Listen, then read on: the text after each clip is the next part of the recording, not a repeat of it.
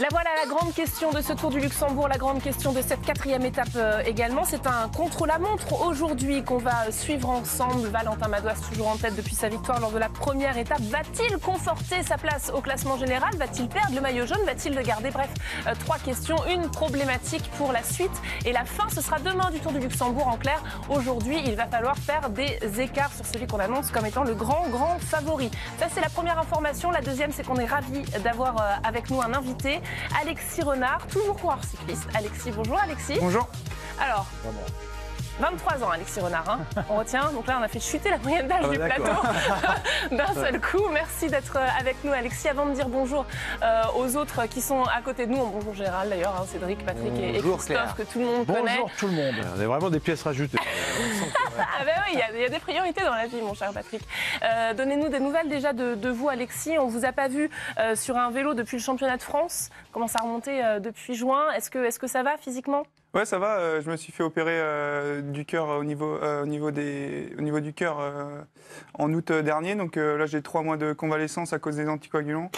Donc je vais revenir l'année prochaine et en espérant que ça marche l'année prochaine. C'était bénin votre intervention au cœur? Ouais, tout à fait bénin. Une petite intervention, une brûlure par le froid et maintenant tout est réglé. Donc on verra l'année prochaine. On est ravis de vous Et avoir. on est quand même rassuré d'apprendre qu'il y a des opérations du cœur qui peuvent être bénignes, parce que ça fait quand même un peu peur. Ils n'ont rien ouvert. Ils ont rien ouvert. Ah bon, d'accord.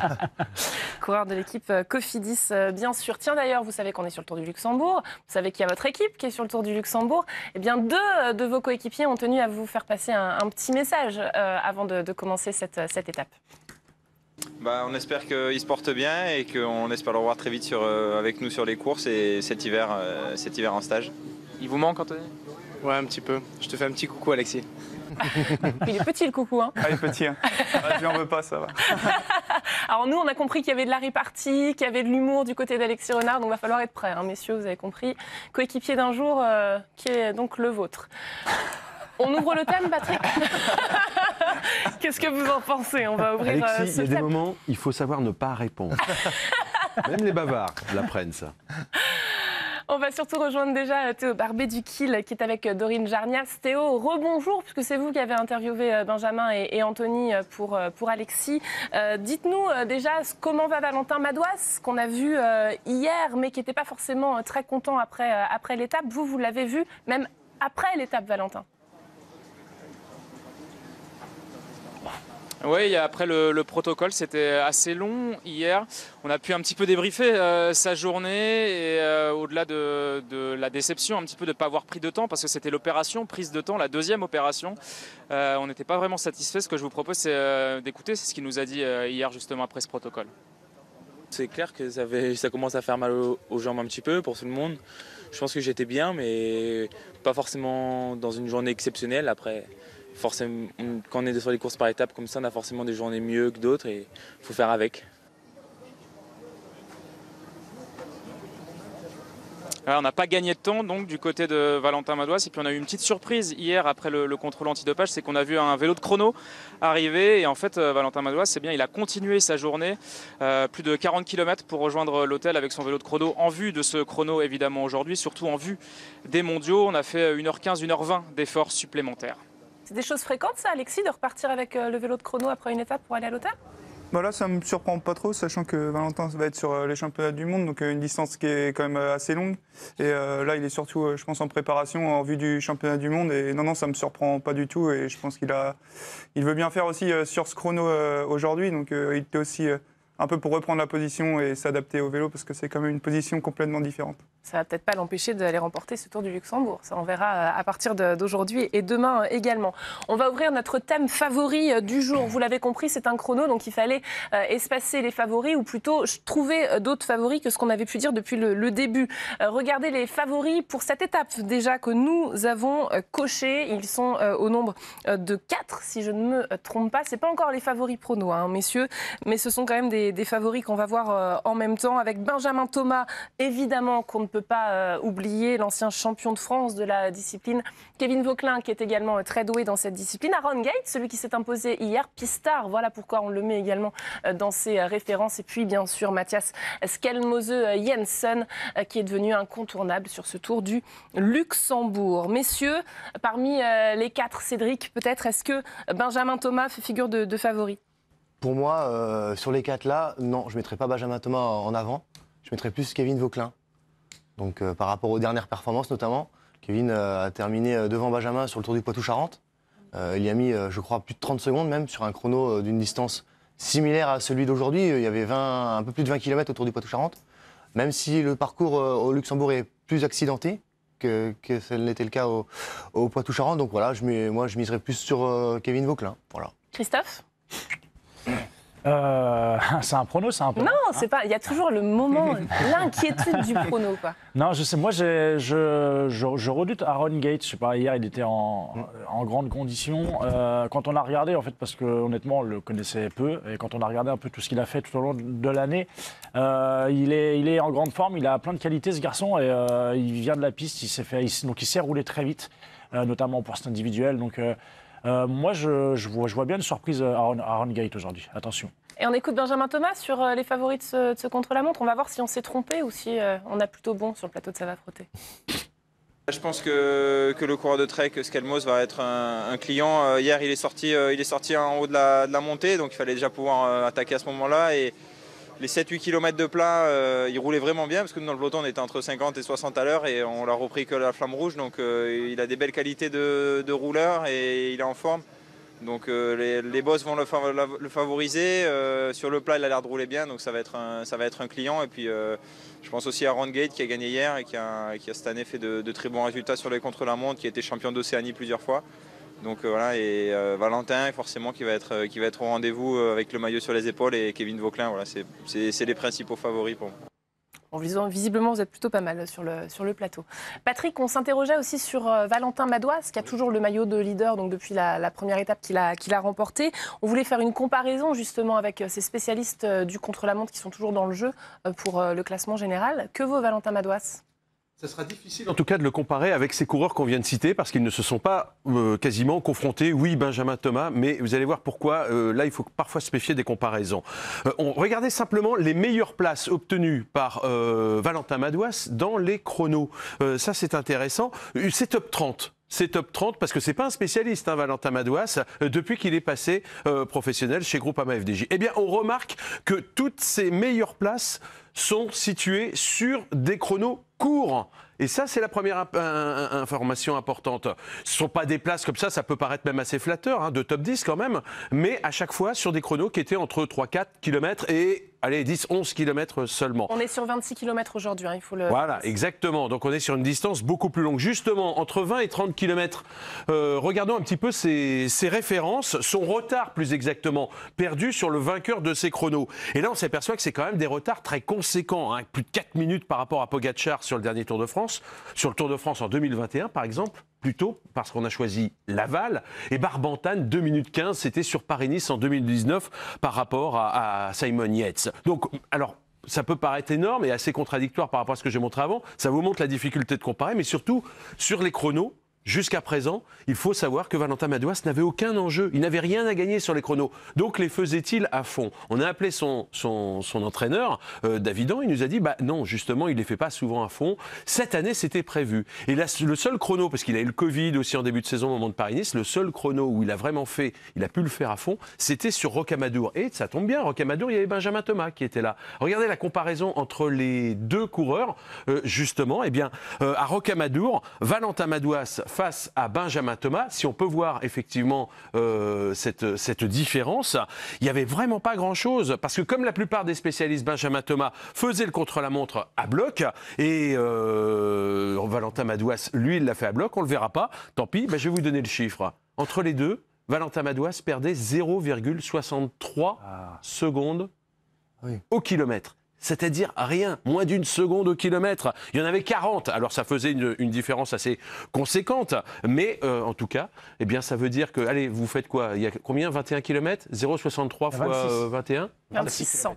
26 km, oui. 26 fois 0,63, ça fait 16 secondes. Il a bien fait d'aller chercher des bonifs hier, puisqu'il a 12 secondes seulement d'avance sur Benjamin Thomas. Benjamin Thomas a bien fait d'aller chercher les bonifs. Ça veut dire que c'est pas fini, notamment pour demain, hein, suivant ce qui va se passer aujourd'hui sur le contre-la-montre. Rapidement, messieurs, on va continuer notre jeu qu'on a l'habitude de faire avec Radio Peloton qu'on va ouvrir pour les favoris du mondial. Et là, on va s'intéresser aux favoris du contre-la-montre, puisqu'on est aujourd'hui sur un contre-la-montre. On fait défiler les photos. Je vous rappelle le principe à nouveau.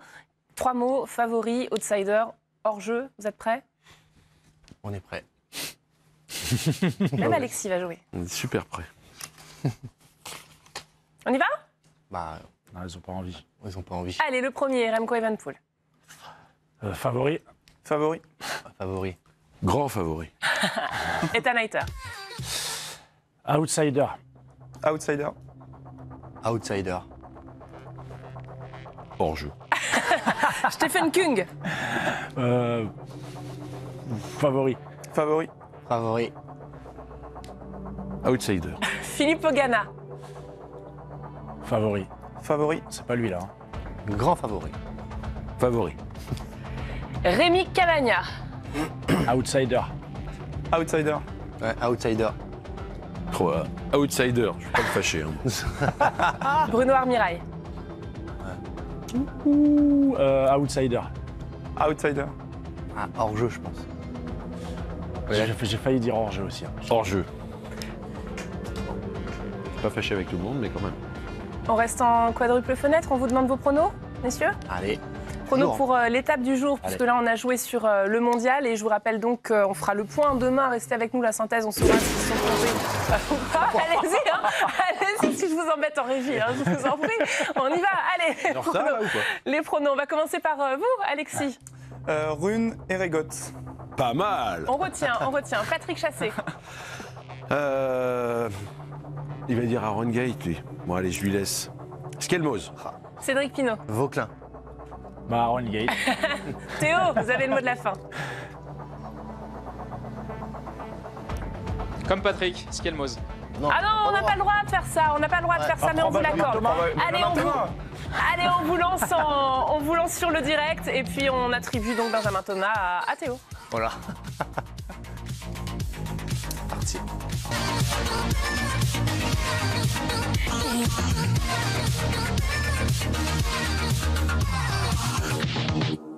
C'est pas encore la fin de saison de cyclisme sur la chaîne L'Équipe puisque vous suivez le Tour du Luxembourg avec nous et jusqu'à demain. Il y aura même la Croix-Race dans une semaine et demie. Désormais, on annonce Vingegaard, notamment au départ Vignegor. On prononce même, n'est-ce pas, le vainqueur du dernier Tour de France. On va continuer sur ce Tour du Luxembourg. Pour l'instant, c'est un contre-la-montre aujourd'hui. Valentin Madois est toujours leader. C'est le cas depuis mardi, depuis la première étape. Oui, mais voilà, il y a des spécialistes de contre-la-montre qui sont face à lui, à commencer par le Français Benjamin Thomas. Ça tombe bien puisque notre invité aujourd'hui est de la même équipe que Benjamin Thomas, Alexis Renard pour l'équipe Cofidis. Je vous resalue, Alexis. Trouvez votre place aux commentaires face à Patrick, Christophe et Cédric. C'est pas toujours facile, mais vous allez vous imposer. Attendez, c'est un VIP qu'on a aujourd'hui. C'est quand même, bien sûr, un coéquipier de l'un des favoris de ce Tour du Luxembourg, Benjamin Thomas, qui s'élancera parmi les derniers dans ce chrono, puisqu'on prend le classement général à l'envers. On commence par les derniers, plus exactement les derniers s'élancent les premiers, et ainsi de suite. Alors là, première image, oui, il y a un orage là. Première image, c'est que le temps n'est pas bon, qu'il pleut et qu'il y a des rafales de vent. Donc, ça va pas être simple ce chrono. Est-ce que tous les coureurs auront les mêmes conditions? Eh bien, on attendra évidemment le départ des derniers pour pouvoir répondre à cette question. L'autre information, on va en parler maintenant, c'est le parcours proposé aux coureurs, qui n'est pas un parcours simple, on s'en rend compte. On voit ici, à l'image, Yannick Steimle, qui est un spécialiste du contre-la-montre, et qui est en train de rejoindre un coureur de la formation Léopard. Il s'agit du champion du Luxembourg, mais pas du champion du Luxembourg en contre-la-montre, mais en épreuve en ligne. C'est la raison pour laquelle il ne porte pas le maillot qu'il arborait durant les 3 premières étapes de ce Tour du Luxembourg. Bon, quoi qu'il en soit, il s'agit de Colin Heiderscheid, rejoint, dépassé. Oui, les coureurs partent de minute en minute, sauf les 10 derniers qui partiront de 2 minutes en 2 minutes pour éviter justement qu'il y ait trop de coureurs qui se rejoignent, se dépassent, se débordent, etc. et que ça crée de la confusion. Christophe Riblon, avant de passer la parole à Alexis Renard, même si on a Tom Bolly ici à l'image, l'un de ses coéquipiers, Christophe, parlez-nous quand même justement plus en détail de ce parcours. Le parcours aujourd'hui, 26 km qui est proposé aux coureurs. On aura 2 ascensions. Une, le sommet sera au bout de 3 km 500, 1 km 600 à 8,8% de moyenne. Donc voilà, une bonne ascension et une deuxième ascension, 13 km 500 où Tom Bolly vient de passer. On aura le pointage intermédiaire au sommet qui va faire 2 km 1 à 5% de moyenne. Donc voilà, on a deux belles ascensions sur ce parcours de 26 km. Après, les 8 derniers kilomètres seront vraiment tout plats pour revenir sur l'arrivée. Pas simple, hein.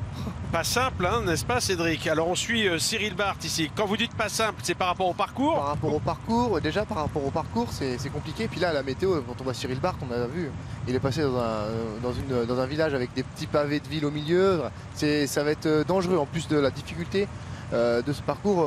Il faudra être très vigilant à ne pas aller à la faute, pas partir au sol. Bon, on va suivre ça. C'est une boucle tracée autour de Rémiche. Ici au Luxembourg, le mauvais temps qui avait épargné les coureurs depuis le début de cette épreuve. Qu'est-ce qui vaut mieux pour un coureur, Alexis Renard? Je veux dire, d'un point de vue personnel, on préfère prendre le départ d'une épreuve en ligne sous la pluie et le mauvais temps, ou d'un chrono où on sait que la particularité du chrono, c'est de pousser ses limites et donc de prendre toujours forcément quelques risques, surtout comme ici lorsqu'il y a des virages à enchaîner. Non, moi je pense que le mieux c'est quand il fait sec et beau, hein, parce que là c'est... Quelle question. Ça commence bien, ça commence bien, Alexis, attention là, quelle question. Entre les deux, entre la peste et le choléra, si vous préférez. Entre la pluie, donc sur une étape courte mais où il faut se livrer à bloc et prendre des risques, et une étape en pleine où les risques sont inhérents au comportement des autres coureurs qui sont à vos côtés, en partie d'ailleurs. Non, je pense qu'une étape de plaine sous la pluie, c'est quand même un peu plus facile à gérer, parce qu'une étape où il faut prendre des risques comme ici sur un contre-la-montre avec des virages où ça peut glisser, je ne sais pas s'il a plu depuis longtemps ou pas, mais c'est vrai qu'avec les huiles de voiture, etc., quand c'est les premières pluies, on sait que ça peut vite être dangereux, donc non, faut mieux quand même une course où il y a moins de risques.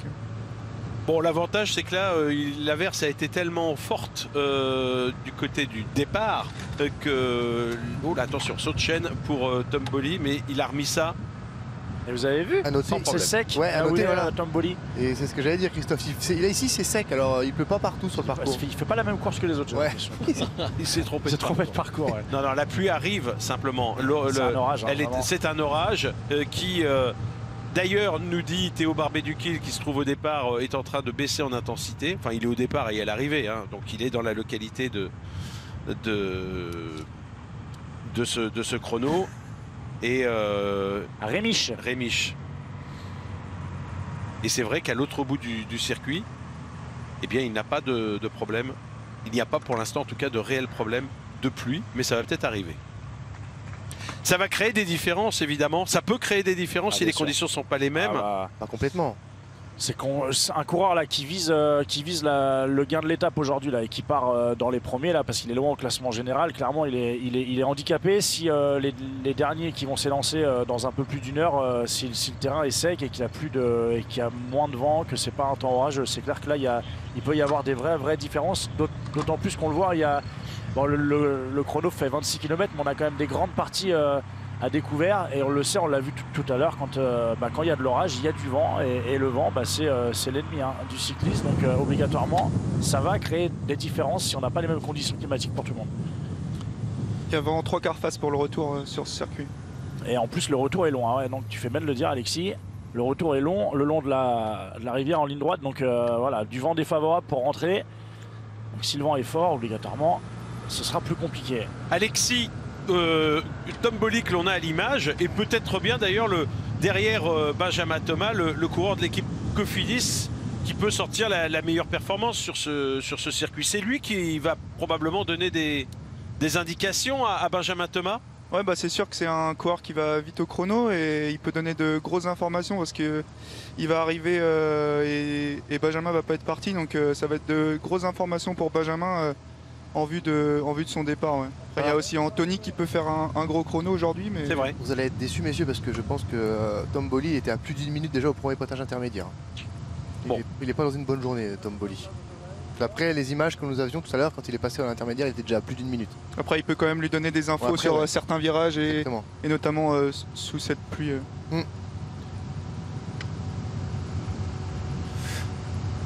On peut faire un petit point sur le classement aussi. Le classement pour l'instant à l'arrivée, hein, c'est Morten Ulgaard, un Norvégien de l'équipe UnoX qui est en tête. Non, c'est un Danois, ça même. Oui, c'est un Danois. Un Danois. Morten Ulgaard, oui. Danois d'une équipe norvégienne. Donc qui est actuellement en tête à l'arrivée. Il a mis 34 minutes et 18 secondes pour parcourir les 26 km. On peut s'apercevoir hein, notamment que les moyennes sont vraiment pas élevées. Hein. Au premier pointage intermédiaire, la moyenne en km/h du premier est de 40 km/h. Donc on pourrait penser qu'on est sur un chrono. Voilà, on sait que ça peut aller vite. On fait souvent des moyennes qui avoisinent les 50 km/h en contre-la-montre. Là, au premier pointage, on est à 40 de moyenne et on finit à 44,6, 45 pardon, même 0,6. Voilà, c'est pour être précis. Donc voilà, c'est beaucoup plus rapide sur la deuxième partie, mais on sait que sur les deux premières parties, jusqu'à mi-parcours, on va dire, où il y a le premier pointage intermédiaire, au bout de 13 km, un peu plus de 13 km, voilà, c'est difficile et on n'est pas sur des grosses vitesses. Oui, pour l'instant, on a une cinquantaine de coureurs à peine hein, qui se sont élancés dans ce contre-la-montre. Et alors, j'ai pas le nombre de coureurs qui en ont terminé dans ce chrono, alors que vous apercevez dans l'aire de départ Thibaut Gerdalec, Kevin Vauquelin, pardon, qui est en train de... Il flotte à mort. Qui est en train de s'échauffer. Il partira. Alors, il partira. C'est important de trouver l'heure de départ. Il partira à 14h47, Kevin Vauquelin. Oui, donc dans plus de 30 minutes encore. C'est le moment de s'échauffer. Rappelez-nous, Alexis Renard, comment ça se passe justement la préparation d'un contre-la-montre que l'on soit favori ou que l'on ne soit pas favori, mais en tout cas pour les coureurs qui vont le faire à fond ou pratiquement à fond. Bah, ce sera un échauffement sur Home Trainer après avoir fait une reconnaissance du parcours avant. Et ouais, ce sera autour de 30-40 minutes avant l'échauffement, se mettre un peu dans son chrono et sur le Home Trainer à simuler un peu les efforts de course parce que c'est un départ à fond et il faut être prêt d'emblée. Ça veut dire quoi simuler les efforts sur Home Trainer? C'est-à-dire faire des intervalles avec des temps donnés et des watts donnés et pouvoir tenir la cadence en même temps et surtout arriver, après chacun a un peu son protocole, mais c'est arriver prêt sur la ligne de départ. Ça veut dire qu'on va pas sur ce Home Trainer sans prendre son petit ordinateur de bord, si je puis dire. Ouais, c'est ça, ouais. Vous faisiez ça vous aussi? Ouais, je fais ça, ouais. Non, mais alors là, la question, elle était plus pour Christophe. Ah oui, pardon. Parce que vous, ça me paraît évident. Mais Bien sûr, non, mais oui, bien sûr qu'on faisait ça. Alors moi, dans mes premières années, on n'avait pas de capteur de puissance. Hein. On faisait ça à l'ancienne. Cardio-fréquence-mètre. Hein. À l'ancienne, avec Cédric, on faisait ça au début. Et puis après, on a découvert aussi les capteurs de puissance. Mais oui, bien évidemment, les intensités faites sur l'Home Trainer sont bien sûr en corrélation avec nos données de puissance. Et on a un protocole bien précis qui est individuel à chaque coureur. Allez, Davide Ballerini qui va s'élancer dans quelques instants sur ce contre-la-montre. L'un des coureurs de cette formation Quick Step Alpha Vinyl avec Florian Sénéchal. Il part pas pour faire un temps là. Davidé là, il part... force pas le talent, je pense. Oui, mais alors, justement, par rapport à ce qu'on vient d'évoquer, enfin, je parle pas de l'échauffement, mais je parle plutôt des conditions météo. Il y a quand même des coureurs qui n'ont vraiment pas intérêt à prendre le moins de risques. Bien sûr, il y a des délais d'élimination qui sont plus élevés d'ailleurs sur un contre-la-montre que sur une étape en ligne. Pardon ? 20%, Patrick. 20% les délais d'élimination, alors que c'est plutôt 12% sur les étapes en ligne. Exactement. Mais justement, on imagine que ces coureurs vont le faire prudemment, tout en restant dans les délais, de façon à ne pas se mettre en péril. Ah bah oui, parce que là, un coureur hors délai, hein, on le rappelle, ne partira pas demain pour la dernière étape. Et là, quand on regarde le classement à l'heure actuelle, le coureur qui est en dernière position, Théo Bonnet, il est déjà à 6 minutes 45. Ça fait quand même beaucoup déjà. Donc j'espère qu'il n'a pas chuté, mais voilà, c'est des coureurs qu'il faudra surveiller le temps du vainqueur parce qu'il pourrait être limite au niveau des délais, ces coureurs. Allez, Luc Wertgen est parti. On rappelle qu'il y a 2 frères dans cette équipe Bingol. Tom et Luc, ils sont tous les 2 luxembourgeois. Luc vient de s'élancer. Et l'on est en compagnie toujours de Tom Bolly, le Suisse de la formation Cofidis, que la réalisation nous propose de suivre dans ses grandes largeurs parce que de ce parcours, parce que ça nous permet justement de nous familiariser avec ce parcours, et puis parce que Tom Bolly est quand même un coureur avec quelques références dans cet exercice du contre-la-montre, même si on ne s'attend pas à ce qu'il figure parmi les lauréats, enfin parmi qu'ils ne sont, on n'imagine pas qu'il s'impose ou même qu'il soit parmi les tout meilleurs de ce chrono. Sa seule victoire à Tom Bolly, c'est justement un prologue sur les 3 jours des Flandres occidentales, une course en Belgique qui est en début d'année, en mars, et lui il avait gagné le prologue en 2016. C'est sa seule victoire, on va dire, donc c'est un chrono. C'est vrai que c'est un coureur qui était vraiment qui est adepte du contre-la-montre. Depuis ces dernières années, il est un petit peu moins performant.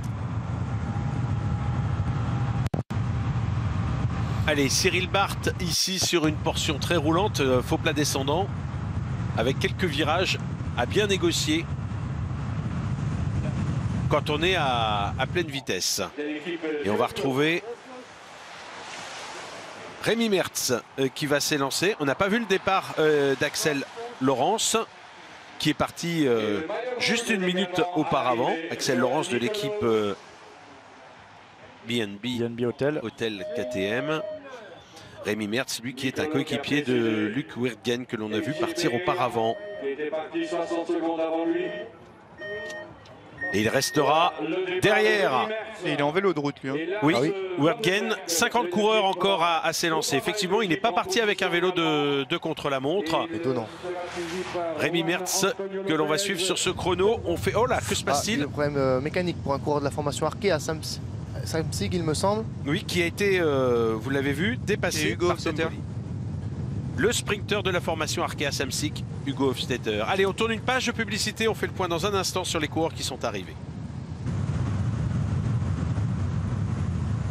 De la 5e étape de la Flèche du Sud et vainqueur d'étape sur le Tour de la Guadeloupe, celui qui a été plusieurs fois champion grand-ducal et qui est l'un des figures de lance de la nouvelle équipe Giovco Dolcini. Allez, c'est parti pour le dossard 182. Ivan Santrone. Alors la météo s'est améliorée quand même. Il pleut plus déjà, on a l'impression. Ça va peut-être sécher, hein. Ça va peut-être permettre que la route soit sèche pour les derniers coureurs. En tout cas, voilà, il pleut plus, l'orage est passé. Allez, Julien Vermote va s'élancer maintenant pour la formation Alpecin.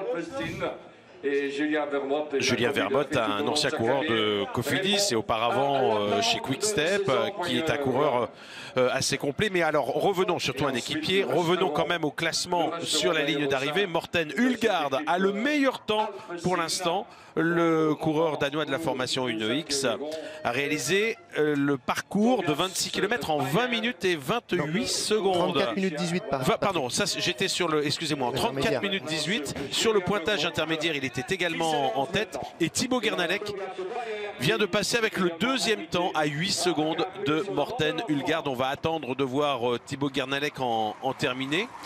Sur la ligne d'arrivée, eh bien, Clément Davy a pour l'instant le deuxième temps. C'est le meilleur français, évidemment. Le coureur de Groupama FDJ qui aura sûrement des indications précieuses à donner au leader de la course, Valentin Madouas, qui sera le dernier à s'élancer dans ce chrono. Clément Davy, d'ailleurs, que nos reporters ont pu suivre durant le repérage. Bah oui, ils ont suivi Clément Davy et non pas Valentin Madouas. Il y avait une histoire d'horaire aussi pour qu'on puisse nous faire. Mais c'est intéressant, vous allez voir justement comment ça se passe. Une reconnaissance au sein de cette équipe avec l'un des spécialistes de cette formation. Regardez ça, ce sont bien sûr des images tournées par nos envoyés spéciaux. Petite Davos, c'est de bonheur quand même, 1 km 2 bornes plat et la bosse. C'est jamais évident, tu as toujours peur de partir trop vite, de ne pas t'en remettre. Mais bon, il faut quand même la monter sur un bon rythme aussi, puisque Ça va être une partie quand même qui est importante dans le chrono. Ah, mon petit Clément. J'ai la radio. Hein. Ah ouais. Attends, faut que je la branche. Dans l'ensemble, ça reste un chrono assez, comme nous on dit, assez propre, c'est-à-dire qu'il n'y a pas d'endroit trop dangereux. Et là, tu es à 500 mètres du pied de la bosse. C'est vrai que pour l'instant, c'est un beau parcours, assez complet avec 2 belles bosses, bonnes 2 parties techniques, les descentes et puis une bonne portion de plat quand même.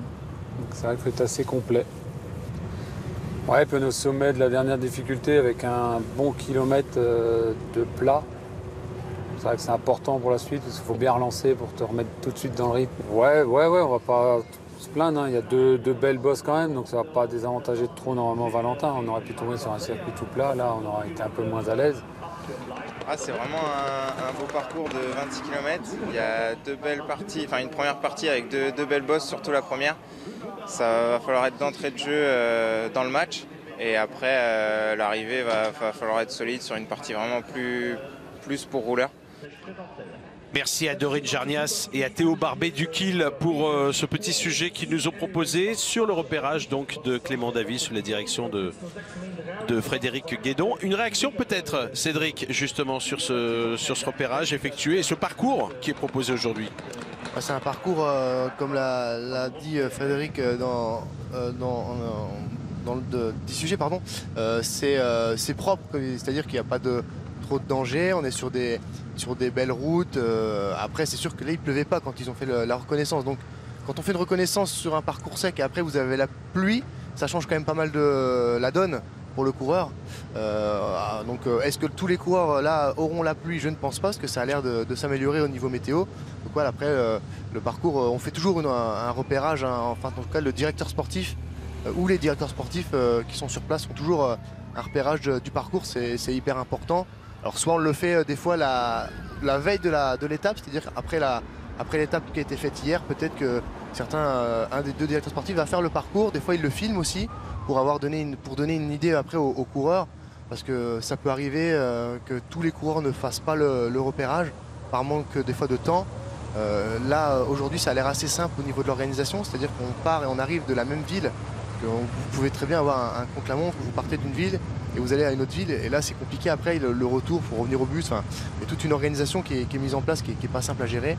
Donc voilà, c'est important de faire le parcours. Clément Davy, qui était dans le sujet qu'on a vu, lui il a fait le parcours, il l'a repéré, c'est un très bon rouleur, il a dû faire 6e cette année du championnat de France. Donc c'était important pour lui, même s'il est tous les jours à la barre, comme on dit dans le jargon, en train de rouler en tête de peloton pour contrôler les échappées.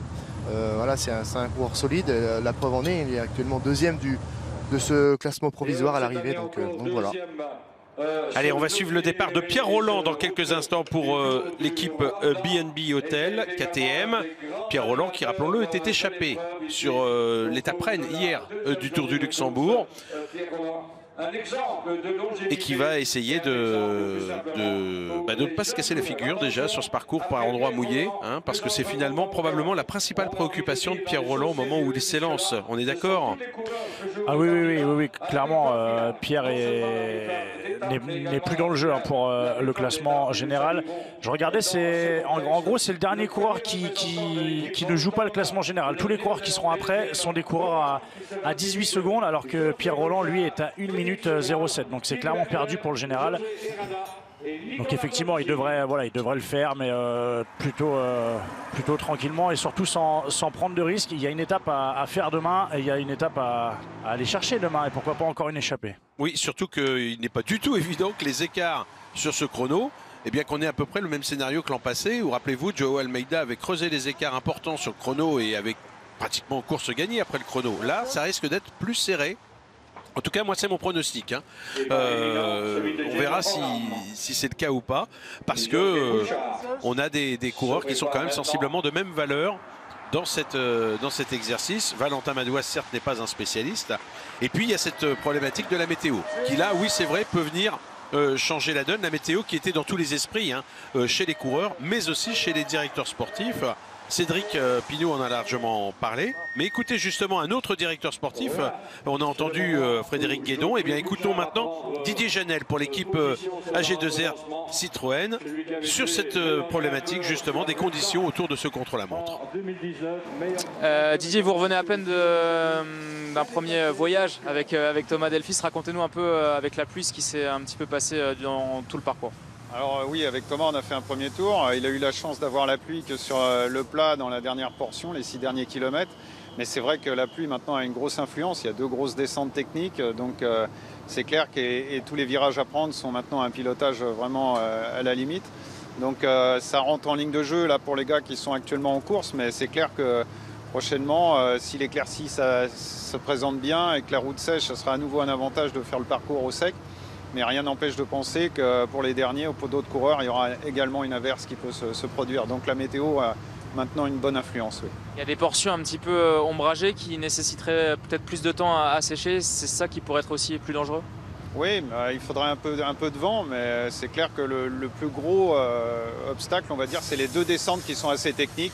Et c'est elles qui laissent du temps et ont une perte de temps importante avec quelques virages quand même qui sont notoires en termes de pilotage.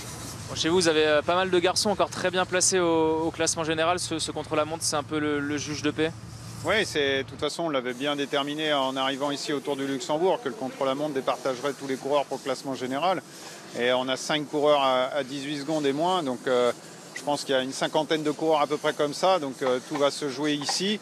Après, rien ne nous laisse penser que dans l'étape de demain, qui est extrêmement difficile aussi, il peut y avoir quelques chambardements au classement général, on le souhaite, mais ça passe obligatoirement par un très bon contre-la-montre. Oui. Pour vous, c'est peut-être Dorian Godon qui a la meilleure carte aujourd'hui? Dorian, oui, qui aime bien cet exercice-là. Clément Berthet qui va se battre aussi, mais qui aura à prouver qu'il a une discipline auquel il doit encore travailler. Mais voilà, on va y aller en donnant le maximum et puis on verra à la fin de l'épreuve la place qui nous est attribuée. Merci beaucoup Didier. Voilà, vous venez d'entendre Didier Janel, directeur sportif de l'équipe AG2R Citroën, alors que Thibaut Guernalec eh bien, est venu se placer en 2e place sur la ligne d'arrivée. Steimle lui prend la 4e place pour la formation Quick Step. On parlait avec Didier Janel, voici Thibaut Guernalec, 2e temps. Ce sont des images enregistrées il y a quelques instants que l'on vous remontre en tout léger différé. Alexis Renard, on vient d'entendre Didier Janel sur... il parle de pilotage de vélo. Ce ne sont pas des Formule 1, mais un vélo de contre-la-montre, il y a cette notion de pilotage qui est peut-être encore plus importante que pour un vélo de route traditionnel sur une épreuve en ligne. Complètement, ouais. C'est des vélos qui sont extrêmement rigides, c'est des positions qu'on n'a pas l'habitude de voir, enfin qu'on a moins l'habitude chez les athlètes d'évoluer sur ce type de vélo, et on l'a vu tout à l'heure, les conditions étaient quand même vraiment limite dangereuses avec le vent. En plus tout le monde a des roues lenticulaires, des roues avec des profils assez hauts, même à l'avant, voire des roues à bâton. Donc voilà, tout ça c'est à prendre en compte. C'est vraiment, oui, c'est vraiment du pilotage. Quand on voit les descentes en plus sur ce type de route, il faudra être très prudent pour les coureurs. Merci Alexis Renard. Je vais poser la question maintenant à Christophe Rivelon. Ah non, parce que c'était Alexis que vous parliez. Bien sûr, c'était une question pour Alexis. Ah bah j'ai pas, mais je vous dis, j'ai un problème dans mon cas. Je pense que j'entends pas très bien. C'est pour ça que vous avez rigolé en fait. Bien sûr, vous êtes sûr que c'est le casque le problème. Je voudrais surtout pas qu'on pense que je veux pas lui laisser la parole. Allez Alexis, ça à toi. Désolé. Non mais c'est vrai que c'est complètement différent qu'un vélo de route, et c'est vrai qu'aussi que beaucoup de coureurs montent sur leur machine pour la première fois depuis un petit moment, donc tout le monde n'a pas la chance d'avoir un vélo de chrono à la maison, donc c'est vrai que ça peut faire drôle pour certains coureurs. Quelle est la proportion justement de... Vous parlez pour vous, c'est-à-dire que dans l'équipe Cofidis, il y a quoi? C'est quoi la proportion des coureurs qui ont un vélo de chrono à la maison et... Ceux qui veulent en fait, parce que si on a l'habitude d'en faire souvent régulièrement des chronos, on peut l'avoir à la maison, mais après c'est vrai que si on en fait un dans l'année, est-ce que l'intérêt est vraiment... est-ce que c'est vraiment utile d'en avoir un? La question peut aussi se poser. C'est vrai que des chronos dans l'année, c'est aussi une question qu'on aurait pu poser, mais à laquelle on peut répondre quand on regarde effectivement les favoris, ceux qui vont se disputer les places au classement général, les premières places. On s'aperçoit quoi? Qu'on fait 4, 5, on est à la fin de la saison, 4, 5, 6 chronos dans l'année, guère plus quand même. Enfin, À condition qu'on ne fasse qu'un grand tour, hein, un ou deux grands tours, ça aussi ça a une importance parce qu'en général sur les grands tours il y a au moins un contre-la-montre à disputer, Christophe. Oui, non, bien sûr. Après moi ça m'étonne quand même hein, que tout le monde n'ait pas un vélo de contre-la-montre à la maison. Alors certes, même si on en fait peu dans l'année, je trouve que c'est quand même hyper important de rouler dessus très régulièrement, ne serait-ce que pour s'y habituer. Et puis ça arrivera un jour où le coureur sera classé au classement général et il y aura un contre-la-montre, il faudra qu'il défende sa place et s'il n'a pas trop l'habitude, moi je suis quand même assez étonné qu'aujourd'hui tout le monde n'ait pas un vélo à la maison. On évoquait tout à l'heure le cas de Valentin Madouas qui n'a pas fait beaucoup de chrono, qui a priori n'en a pas fait beaucoup non plus à fond. Je trouve que si c'est vraiment le cas, je trouve que c'est une erreur parce qu'aujourd'hui il a un maillot à défendre et en fait il n'a pas acquis toute l'expérience qu'il aurait pu acquérir durant sa carrière sur les différents contre-la-montre auxquels il a participé. Après, il y a beaucoup de choses à travailler dans le métier de coureur cycliste. Alors peut-être que parfois on donne des priorités à certains domaines. Valentin Madouas, il peut progresser. On aperçoit Rémi Cavagna à l'échauffement sur la droite, alors que Michel Riss s'élance. Michel Riss, qui est un coureur qu'il faudra suivre d'ailleurs sur ce chrono. Oui, je disais... Pourquoi Rémi Cavagna, Patrick? Et pas Rémi Cavagna. Au fond là-bas. Au fond, Rémi Cavagna. Il ne faut pas noter un peu. Ouais, je vous dis ce qu'on me dit dans le casque. Alors, Rémi Cavagna. J'ai pas regardé l'image. Et alors, il a changé. Voilà, c'est ça. Non, il veut pas se passer. Il veut pas passer sur la. Voilà. Ah, dommage. J'aurais bien aimé quand même qu'on voit. Allez, Rafa Maïka qui va s'élancer maintenant. Celui qui était désigné comme le coureur le plus sympathique du peloton par l'organisation de ce Tour du Luxembourg. Alors c'était hier, hein, enfin c'était avant-hier. Hier, je ne sais pas qui était le coureur le plus sympathique. Ça change tous les jours. On est sympathique en vélo, mais une fois par course, une étape, pas plus. Non mais on blague. Hein. C'est bien d'ailleurs d'avoir des prix comme ça qui permettent de récompenser aussi la sympathie. Nous, on va désigner le coureur le plus sympathique du jour. Allez, on va désigner Alexis Renard. Tiens, voilà. Oh, vraiment au hasard. Hein, c'est peut-être un peu rapide. On va quand même attendre la fin de cette étape. On verra si on lui laisse le prix. Bon, Rafa Maïka qui est un grimpeur, qui n'est pas un coureur non plus de contre-la-montre.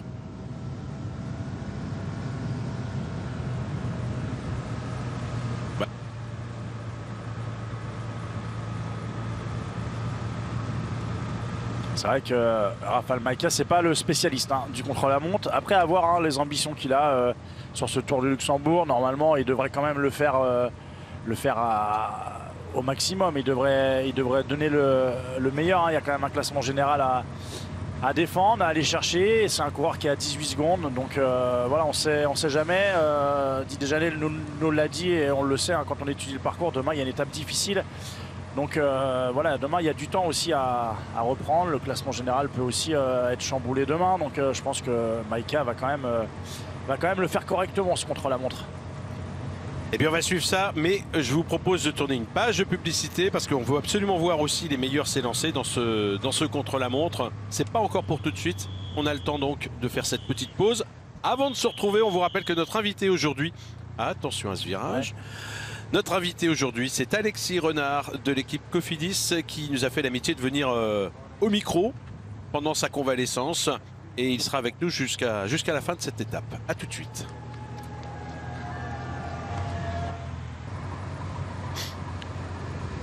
Jason Osborne est actuellement sur la route de ce contre-la-montre de 26 km proposé en guise de 4e étape du Tour du Luxembourg. On vous rappelle que Valentin Madouas, le leader de la course, sera le dernier à s'élancer, que l'on attend évidemment des bouleversements en ce qui concerne ce classement général, alors que vous apercevez notamment Benjamin Thomas qui est en train de s'échauffer. C'est bien Benjamin Thomas, pas Rémi Cavagna, hein. On est d'accord, c'est pas Rémi Cavagna. Benjamin Thomas à l'échauffement, puisque le Français s'élancera parmi les derniers. Hier, il a fait une petite chasse aux bonifications, et il a bien fait d'ailleurs, parce que les écarts justement sont très serrés. On va pouvoir à nouveau observer ce classement général qui risque de subir des modifications parce que la nature des écarts fait effectivement que ce Tour du Luxembourg reste extrêmement indécis. Après 26 km, Cédric Pinault, c'est pas une distance anodine quand même. Sur le papier, un spécialiste par rapport à un non spécialiste peut faire de grosses différences. Sur 26 km, entre un spécialiste comme les Benjamin Thomas et on va dire un non spécialiste, si on met dans la case non spécialiste Valentin Madouas, on pourrait avoir Valentin pourrait perdre, je pense, 1 minute 30 sur Benjamin Thomas. Après, bon, là, Valentin va avoir le maillot de leader. Enfin voilà, il est dans un mode, je dirais, de lutte pour garder son maillot. Donc tu te conditionnes aussi différemment. Mais c'est vrai que l'écart pourrait, sur 26 km, on peut vite. Oh là, Thibaut Garnalec. Il a fait louper le départ. Kevin Vauquelin. Kevin Vauquelin. Ouais, c'était favori. Kevin a failli louper le départ. Là. Qu'est-ce qui s'est passé? Il avait pas envie. Son vélo était là, mais pas lui. Bon, parfois un coureur peut avoir oublié quelque chose. Enfin, ça peut être... Des fois, une petite envie d'uriner avant le départ, ça peut aussi être le cas. Tu trouves pas forcément les toilettes tout de suite, tu tournes un peu en rond et puis hop. Il est parti à l'heure. Bon, allez, on continue de suivre Jason Osborne sur l'une des 2 bosses qu'il y a sur ce parcours. Changement de rythme, évidemment, pour le coureur allemand de la formation Alpecin. Et tout à l'heure, on a vu, pardon, je vous interromps, on a vu un coureur s'élancer avec un vélo de route. On est bien d'accord que c'est pas un choix lié à la nature du parcours. S'il a pris un vélo normal, c'est parce qu'il n'avait pas de vélo de chrono. On peut imaginer, c'est plus probable. Mais c'est même au tout début de notre transmission, c'est même le 2e coureur que j'ai vu partir comme ça, de la même équipe, de l'équipe Bingo avec un vélo traditionnel. Non, c'est clairement malheureusement un manque d'équipement dans cette équipe. Je pense qu'on n'a pas tout simplement des vélos de contre-la-montre pour tous les coureurs. Et je voulais juste intervenir sur Osborne. Alexis, je pense que tu peux en parler, Osborne, parce que c'est toi qui m'as dit tout à l'heure, il a été recruté par Alpecin parce que c'est un peu particulier son cas.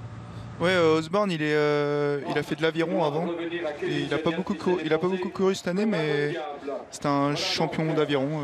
Et puis il était vice-champion olympique, je crois. Et il était recruté parce qu'il faisait des performances sur Swift aussi, c'est pas ça? Ouais, et aussi beaucoup sur Swift. Alors on peut imaginer aussi que sur ce chrono, il puisse peut-être faire quelque chose. Sur ce chrono. Alors que l'on a ici à l'image Kevin Genietz qui va s'élancer. C'est un peu l'un des hommes en forme quand même sur ce Tour du Luxembourg, Christophe. Ah bien sûr. Non, c'est vraiment un homme en forme. C'est certainement un des coureurs les plus forts de ce peloton. On l'a vu sur la première étape déjà, juste avant le contre de Valentin Madouas. C'est déjà lui qui en avait mis de partout, qui a clairement fait exploser le peloton. Et sur les étapes suivantes, dès que la course a été dure, dès qu'il en a eu l'occasion, il a à chaque fois tenté sa chance, à chaque fois fait mal à tout le monde. Donc non, il est très en forme. Et à l'instar à l'inverse, j'ai envie de dire, de Valentin Madouas, Kevin Genietz, lui, a des vraies références en contre-la-montre. Donc voilà, si ça ne marche pas pour Valentin Madouas, il y a clairement un leader de rechange et une très bonne carte à jouer aussi avec Kevin Genietz pour la Groupama FDJ. Allez, un point sur le classement sur la ligne d'arrivée. Avec vous d'ailleurs, Cédric Pinault. Ouais. Pour l'instant, Morten Hulgaard est toujours le leader de ce contre-la-montre. Exactement, Morten Hulgaard toujours leader de ce chrono. Thibaut Garnalec toujours 2e à 2 secondes. On le rappelle, il a fait une belle performance Thibaut parce qu'il était au pointage intermédiaire à 8 secondes de Hulgaard. Il termine seulement à 2 secondes. D'ailleurs, on l'a vu tout à l'heure sur un ralenti, il avait tapé un peu du poing. Déçu parce qu'il faut le rappeler que Thibaut Garnalec a fait le chrono sous route mouillée. Je pense que Hulgaard a peut-être eu plus de chance au niveau de la météo, donc ça joue énormément. Donc on était sur une très belle performance pour Thibaut Garnalec. Et puis en 3e position, on a toujours Clément Davy. Le trio de tête n'a pas changé.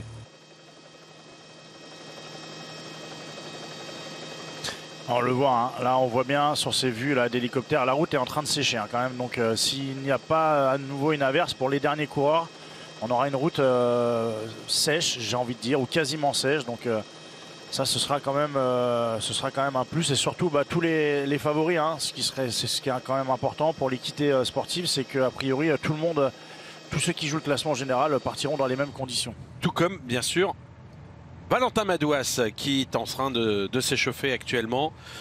Valentin Madouas sur ces images proposées par Dorine Jarniaz, est déjà d'une certaine façon un peu dans sa bulle, j'ai l'impression. Alors on met le casque, on cherche à s'isoler, Alexis Renard évidemment, quand on doit partir dans un contre-la-montre, quel que soit l'environnement, peut-être pas quel que soit l'enjeu évidemment, mais là ce sont les meilleurs coureurs qui vont maintenant s'élancer et on imagine qu'ils sont tous déjà dans le match. Ouais, c'est sûr, il essaie de se mettre dans sa bulle comme on dit et il essaie de faire les choses bien et être très concentré pour faire le meilleur chrono possible et avoir le meilleur résultat possible.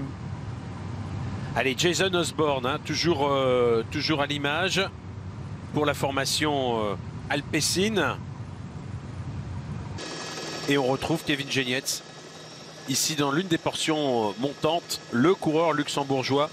Je disais hier, c'est peut-être le leader caché, un leader peut en cacher un autre chez Groupama FDJ. On l'a senti extrêmement motivé. Alors il n'a pas fait de bonne opération particulière en dépit des efforts déjà consentis, mais il a souvent été la rampe de lancement de Valentin Madouas. Et puis justement en intervenant dans le final, ça lui permet pour l'instant d'être parmi ces coureurs, ces 36 coureurs classés dans une fourchette de 18 secondes par rapport à Valentin Madouas.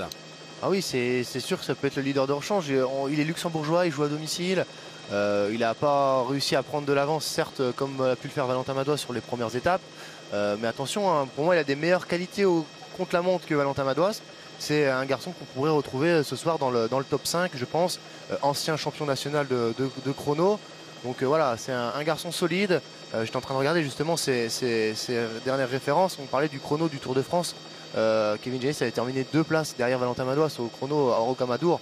Donc voilà, c'est quelqu'un qui sait aussi rouler vite longtemps. Donc voilà, une bonne valeur sûre pour l'équipe Groupama FDJ.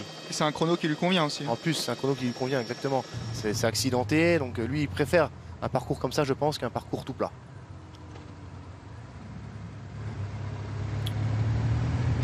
Bon, on voit quand même que si ça sèche, on est un petit peu sur la défensive, hein, si l'on peut dire, dans ces virages, parce que parfois c'est sec, parfois c'est humide, parfois on ne sait pas trop où on met les roues à l'entrée du virage, parce que justement il y a ces zones abritées, ces zones exposées, les zones exposées séchant plus rapidement que les zones à l'abri des arbres.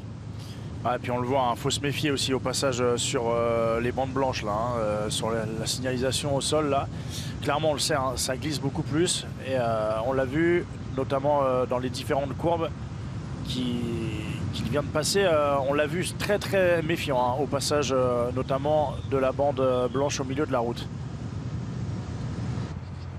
Allez, Rafał Majka qui est dans la deuxième montée, je pense. Ouais, il va arriver au pointage intermédiaire, hein, Rafał Majka. On rappelle hein, le meilleur temps au pointage intermédiaire, toujours détenu par Houlgaard en 20 minutes 28 secondes. Donc là, dans 2 minutes, il faudrait qu'il passe à l'intermédiaire s'il veut espérer être meilleur temps.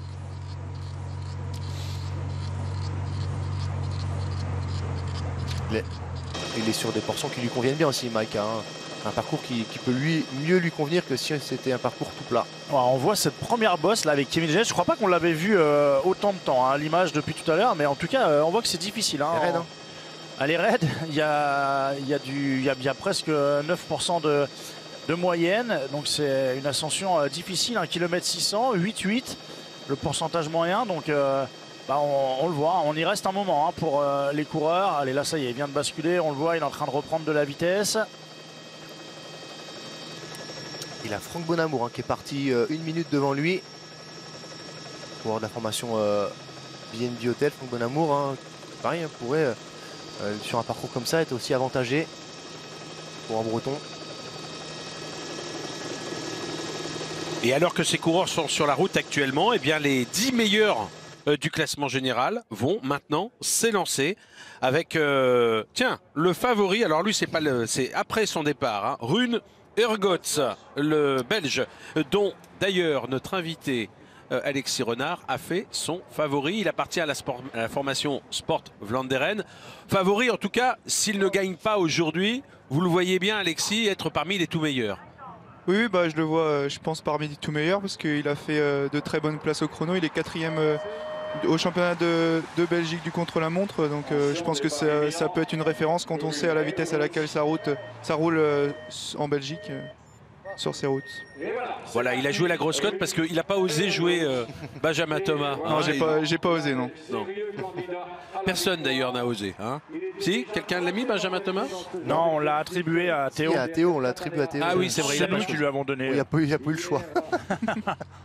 Mais il le prendra de bon cœur hein, si Benjamin Thomas s'impose à l'issue de ce contre-la-montre.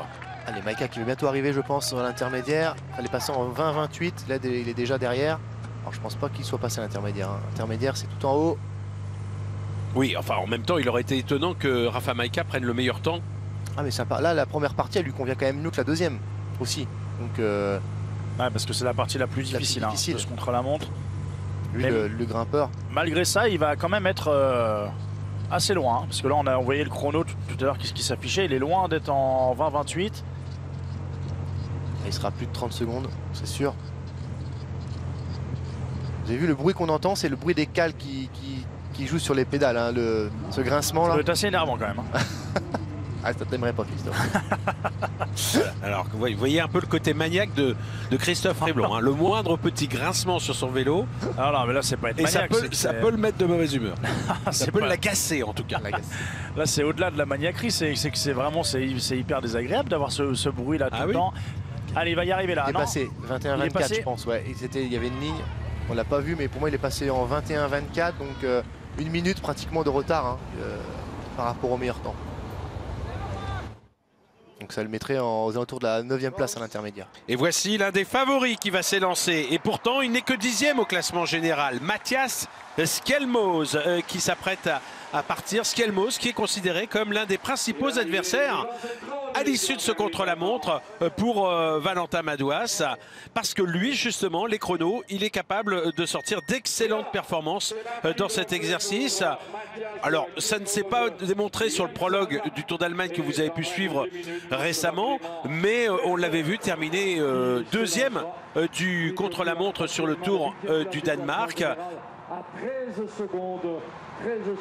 Et auparavant, on l'avait vu également disputer des chronos sur le Tour d'Italie auquel il a participé. Alors, il n'était pas parmi les tous les meilleurs, mais en tout cas, ici, il devrait être normalement parmi les 5 meilleurs de ce contre-la-montre. Et on retrouve Osborne, spécialiste du chrono allemand. L'ancien champion d'aviron. Je crois qu'il est pas loin d'aller chercher quelqu'un. On a aperçu des véhicules. Il était quelques centaines de mètres devant lui.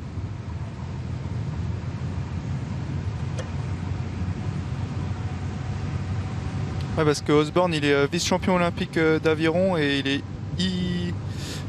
e-World Champion en 2020. Ah oui, d'aviron. De Zwift, du coup. De Swift, de Swift, pardon. C'est du e-sport.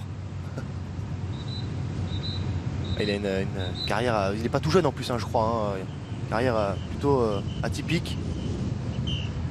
D'arriver sur le vélo, sur le tard comme ça.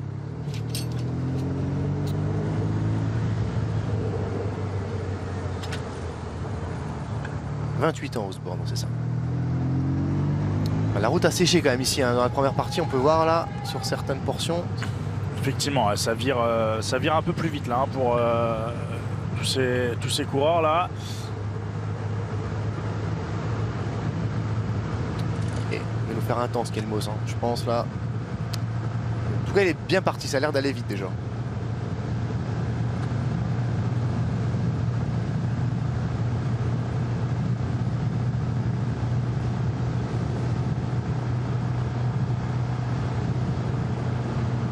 Après Skelmos, donc, on n'a pas vu le départ des coureurs suivants, mais évidemment, ce sont les coureurs du top 10 qui s'élancent.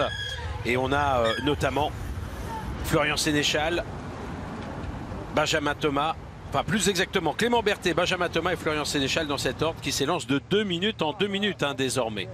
Et puis ensuite, donc, eh bien, nous aurons Bastien Tronchon, Aaron Gate, et les 3 meilleurs du classement général, Matteo Trentin, Sjord Bax et Valentin Madouas, qui sera le dernier à s'élancer dans ce contre-la-montre. Il sera 15h14. Donc on est dans le quart d'heure où les derniers vont s'élancer. Et Osborne qui est en train de revenir sur Lucas Eriksson, hein, le coureur de l'équipe Riwal. Alors que là, ça y est, Skelmose est dans la première ascension. Celle qu'on a vue tout à l'heure, vue d'hélicoptère hein, pour Kevin Genietz. Et on n'en a pas parlé, mais les développements utilisés, on a eu les informations pour la formation Cofidis, pour la formation Groupama FDJ. On était sur des 44 en petit plateau, 58 en grand plateau. 44 là, le petit plateau dans la bosse là, je pense que tu as tout à gauche derrière. Hein. Parce que c'est quand même une belle bosse. 44 en petit plateau, ça commence à être des gros petits plateaux. Tu mets ça, Alexis, toi?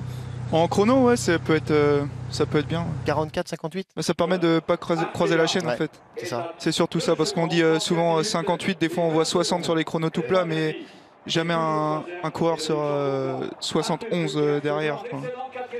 Allez, Benjamin Thomas va s'élancer maintenant dans ce contre-la-montre. Benjamin Thomas, qui est un spécialiste, on le rappelle, du chrono. Eh bien, on va voir s'il est capable de refaire le retard qui est le sien sur Valentin Madouas au classement général.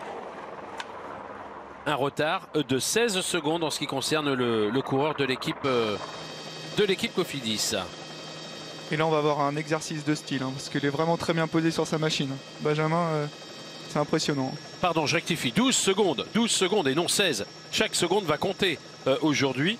Il était à 18 secondes hier. En allant chercher la deuxième place de l'étape, eh bien, il a empoché 6 secondes de bonification, ce qui lui permet de devancer des coureurs qui étaient dans le même temps que lui auparavant. Ils sont nombreux, on le sait, mais comme les spécialistes du chrono que sont Mathias Skelmose ou Kevin Vauquelin qui est parti auparavant.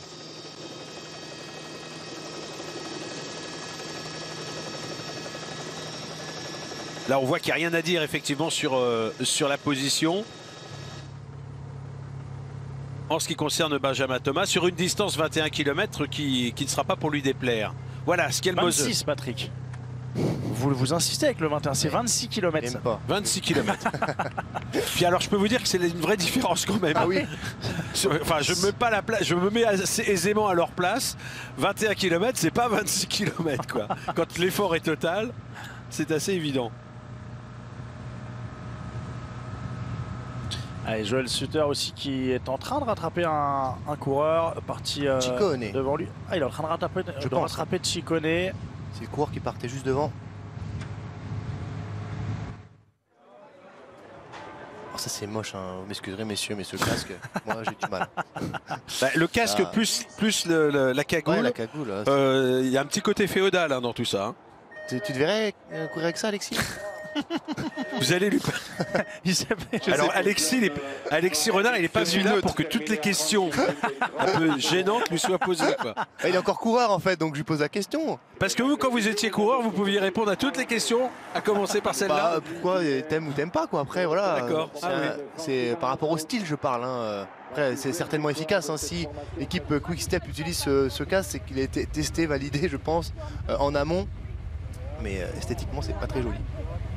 Attention, Osborne, il va arriver à l'intermédiaire avec il va faire le meilleur temps. Le meilleur temps. Voilà. Osborne c'est le premier hein, qui vient battre Houlgard. Alors il est dans la même seconde, hein, donc il le bat tout juste. Mais voilà, Osborne est en train de jouer hein, pour la victoire sur ce contre-la-montre.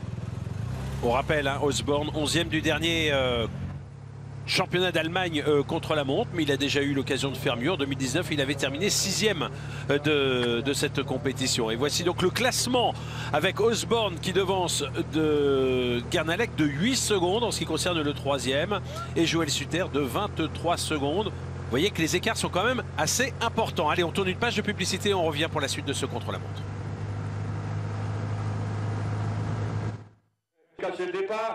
Le deuxième du classement général, le néerlandais Sjord Baks vient de s'élancer dans ce contre-la-montre, la 4e étape du Tour du Luxembourg. Il reste donc derrière lui seulement Valentin Madouas, qui n'a pas encore pris le départ. Auparavant, Matteo Trentin, 3e du classement général, s'était élancé. Vous le voyez ici à l'image. Aaron Gate également, le jeune français Bastien Tronchon qui porte le maillot de meilleur jeune sur ce Tour du Luxembourg. Et puis sur la route également Benjamin Thomas, également Mathias Skelmose et aussi Kevin Vauquelin. Kevin Vauquelin qui vient de passer d'ailleurs avec le 3e temps sur le premier pointage intermédiaire, le coureur de la formation AG2R Citroën qui est bien parti pour de la formation Arkea Samsic, pardon, est bien parti pour réaliser une bonne performance puisqu'il n'a que 2 secondes de retard sur Osborne et Hulgaard. Osborne et Hulgaard qui sont dans le même temps donc à l'intermédiaire. Seul Hulgaard a terminé. Ça fait un bon moment d'ailleurs qu'il est sur le hot seat, donc le siège à l'arrivée qui recueille, qui laisse le leader de la course se reposer. Attention à ce virage. Pour les risques. Skelmos. Oh là là, ouais, en plus il est resté en position là. Et il attaque. Hein. Ouais, là il y a eu une bonne reconnaissance de fait, hein, parce que là fallait la tenter celle-là.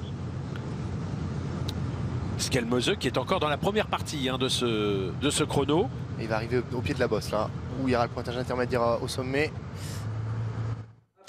Pour l'instant, les meilleurs Français, donc Kevin Vauquelin, Thibaut Guernalec. Là, je parle sur le pointage intermédiaire.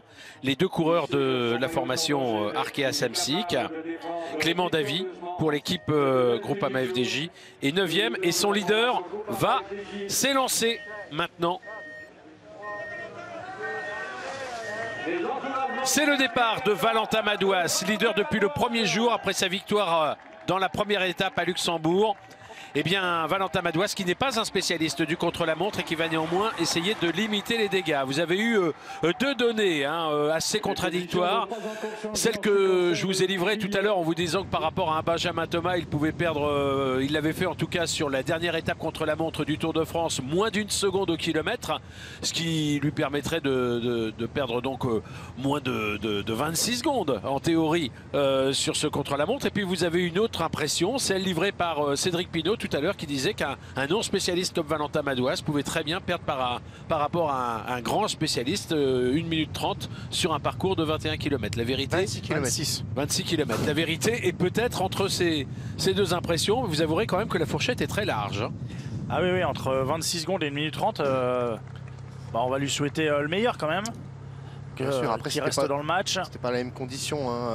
Pour mettre les choses dans son contexte, là c'est une course par étape beaucoup plus courte que sur le Tour de France, donc il y a plein de choses aussi à... Ouais, et puis là il est leader, il est dans une autre position, il n'a jamais eu un maillot à défendre, il s'est jamais vraiment battu pour un classement général sur un contre-la-montre. Donc là c'est clair que les conditions sont différentes, même si je reste quand même persuadé que Benjamin Thomas fera mieux. Valentin Madouas aura certainement du mal à rivaliser avec, mais en tout cas voilà, perdre 1 seconde au kilomètre, allez, 1 seconde et demie maximum, ce serait 1 seconde, ce serait déjà une belle performance. Allez, on est en train de suivre Joël Sutter. Tout à l'heure, j'ai dit Matteo Trentin, c'était Joël Sutter, parce que les 2 sont actuellement sur la route. Matteo Trentin vient de s'élancer, alors que Joël Sutter, lui, il est parti déjà depuis un bon moment. Avant même Jason Osborne, qui, on le sait, sur le pointage intermédiaire, avait le même temps que Morten Hulgaard, qui lui est en tête sur la ligne d'arrivée. Sur la ligne d'arrivée où Théo Barbet-Duquil a pu recueillir les impressions de Geoffrey Bouchard, le coureur, le grimpeur de l'équipe Arkea, de l'équipe AG2R Citroën. J'ai du mal. On est un peu fatigué aujourd'hui. On vous prie de nous excuser. Moi, le premier, j'en fais pas mal aujourd'hui. Allez, on écoute Geoffrey Bouchard. Geoffrey, il y a une 6e place provisoire pour l'instant. Quel sentiment sur ce chrono? C'était un chrono un peu atypique avec un mur d'entrée, voilà, des descentes. On a eu une belle averse il n'y a pas longtemps, donc nous on a eu la route un peu détrempée. J'ai été peut-être un peu trop prudent sur les descentes. Voilà, après la jambe répondait pas trop mal. Voilà, je suis parti dans les premiers de ceux qui sont à 18 secondes, donc on verra ce que ça donne au fur et à mesure des arrivées, quoi. Avec la pluie, c'est vraiment dangereux sur les 2 descentes? Le problème, c'est qu'on a reconnu sur le sec et il y avait des petits virages. Voilà, on ne sait pas s'il a plu récemment ou pas. Il y avait des virages où on arrivait dans les villages avec les bandes blanches. Je préfère rester prudent. Voilà, si j'étais vraiment dans les top toureurs en chrono, j'aurais peut-être pris un peu plus de risques, mais là j'essaie de rester sur le vélo, quoi. Encore une belle étape demain aussi? Ouais, une belle étape. Là, jusqu'à maintenant, on a des parcours difficiles, mais avec des difficultés réparties sur tout le parcours et un peu éloignées les unes des autres. Et du coup, on a eu un peu une course d'attente, on va dire. Mais voilà, peut-être que demain il y aura du mouvement. On s'attend à avoir des écarts aussi aujourd'hui avec le chrono. Donc Nous, on a une belle équipe, on était 5 pas trop mal placés, donc on verra où sont les coureurs et puis on essaiera de faire quelque chose demain, de remporter l'étape au moins. Merci beaucoup Geoffrey, bonne récupération. Geoffrey Bouchard qui occupe pour l'instant la 7e place de ce contre-la-montre. Il est sur la ligne d'arrivée le 3e français, hein, derrière Thibaut Guernalec et derrière Clément Davy. Clément Davy qui a pris le 3e temps, le 3e temps sur la ligne d'arrivée alors qu'il n'a que le 10e temps. 4e temps, Patrick, je vous coupe, parce qu'il y a Joël Sutter qui vient de terminer 3e. Joël Sutter, ah oui effectivement, pendant cette interview de Geoffrey Bouchard. Et on a eu également Dorian Godon. Attention Osborne là, Patrick. Est-ce qu'il va battre le temps? Alors Osborne. Ah, il a reculé, hein, Osborne qui était dans la même seconde que Houlgard, il est 3e. Exactement, 3e, derrière Thibaut Guernalec. Il a perdu du temps dans le final. Il a perdu 13 secondes ouais, entre l'intermédiaire et l'arrivée.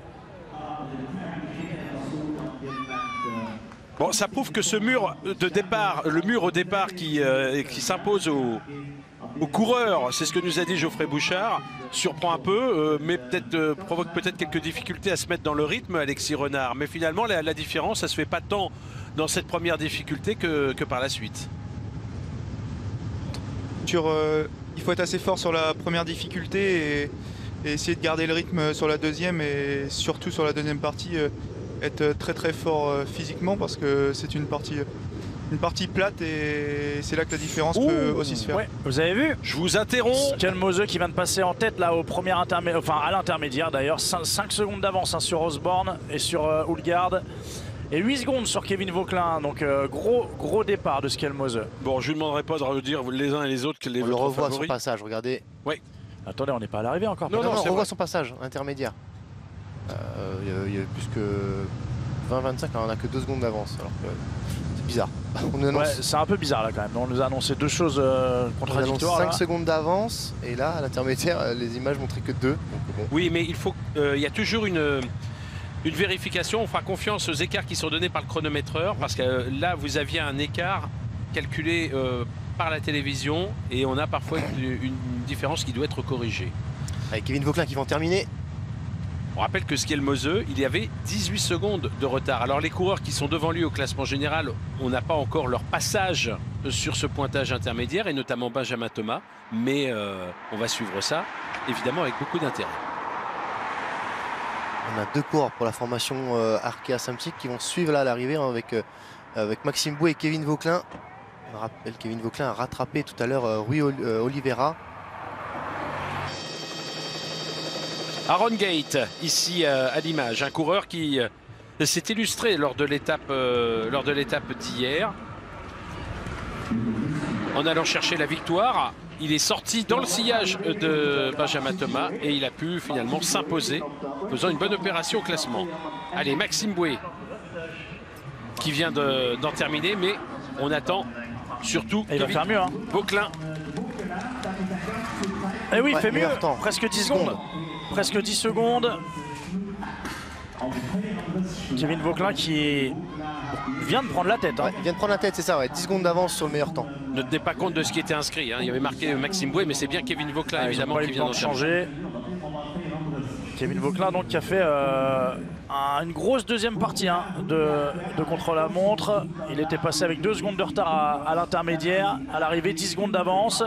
Bah, on verra ce que fait Skelmose parce que lui aussi est parti très vite. Alors est-ce que Skelmose va être moins rapide dans la deuxième partie ou est-ce qu'il va être plus rapide que tout le monde sur l'ensemble du parcours? C'est un petit peu l'enjeu. Mais en tout cas, Kevin Vauquelin, dont Cédric a fait le favori, eh bien, c'est très bien comporté sur cette fin de parcours. Évidemment, Patrick. C'est bien de ne pas douter. Alors qu'on a, juste avant, l'image, c'était le favori d'Alexis, hein, le jeune coureur belge, là. Ergots. Ouais, mais il va finir fort. Ah, il va finir fort. Il est à 24 secondes à l'intermédiaire actuellement. Je pense que t'as pas choisi le bon cheval. Non, il en a gardé pour la deuxième partie. Allez, Benjamin Thomas qui arrive à l'intermédiaire. Ah, il sera derrière. Il sera derrière, mais il sera dans les temps hein, quand même. On va voir par rapport à 2 secondes par rapport à Skelmose. Ça se peut que la deuxième partie lui convienne mieux quand même oui. à Benjamin. Il a plus de dossard. Il a perdu le dossard.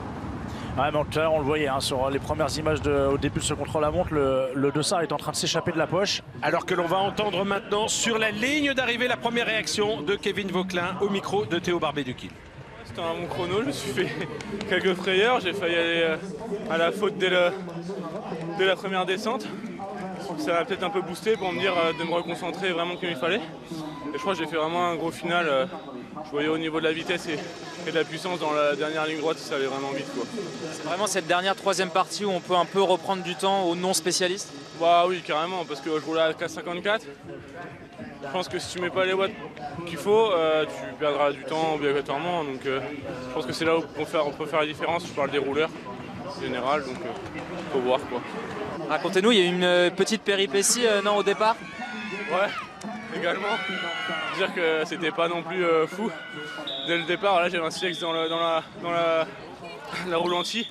On a changé à 15 secondes. Au moins, pas le temps de stresser. Hein. Bon, Kevin, on espère qu'elle va tenir cette première place.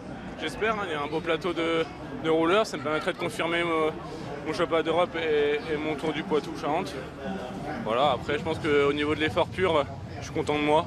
J'ai bien géré. Voilà, après on verra le résultat, mais je pense que c'est toujours encourageant, hein, j'ai 21 ans. Merci beaucoup Kevin, bonne récupération. Kevin Vauquelin, leader pour l'instant de ce contre-la-montre ici sur le Tour du Luxembourg, avec 10 secondes d'avance sur le précédent leader provisoire, Morten Hulgaard, et avec 12 secondes d'avance sur son coéquipier Thibaut Kernalek. Quel beau tir groupé pour l'instant de l'équipe Arkea Samsic. Bien sûr, on attend encore quelques coureurs sur la ligne d'arrivée, donc ce n'est pas terminé, évidemment. Et on a vu Kevin Genietz également prendre le 4e temps sur la ligne d'arrivée, pendant que Kevin Vauquelin répondait aux questions de Théo Barbet-Duquil. 4e temps à 22 secondes, hein, Kevin Genietz, un beau chrono à 10 secondes de Thibaut Kernalek. On sait que déjà que Kevin Vauquelin a mis 10 secondes à Martin Hulgaard, le deuxième. C'est des coureurs qui sont tous placés à 18 secondes hein, au classement général, donc attention. Enfin attention, ce serait une très bonne chose. En tout cas, ça peut permettre à l'équipe Arkea Samsic, qui a été relativement discrète sur les 3 premières étapes de ce Tour du Luxembourg, de se placer peut-être. Ne vendons pas la peau de l'ours, d'autant qu'il n'y en a pas beaucoup ici au Luxembourg, mais peut-être pourquoi pas de prendre le pouvoir dans cette épreuve. Bah oui, hein, je pense moi, Kevin Vauquelin faisait partie des favoris, donc il est placé au général, il était dans la cinquantaine, 40 coureurs exactement à 18 secondes, donc toutes les chances de revoir des coureurs comme Thibaut Kernalek aussi. Hein. Je crois que Thibaut Kernalek était aussi dans cette tranche de coureurs, je sais pas, là j'ai un doute par contre, je pense pas. Mais ça... Ah non, attendez. Non, Thibaut était plus loin. Thibaut était plus loin, oui. Donc, mais en tout cas, on aura au moins un coureur dans le match pour la formation Arkea Samsic.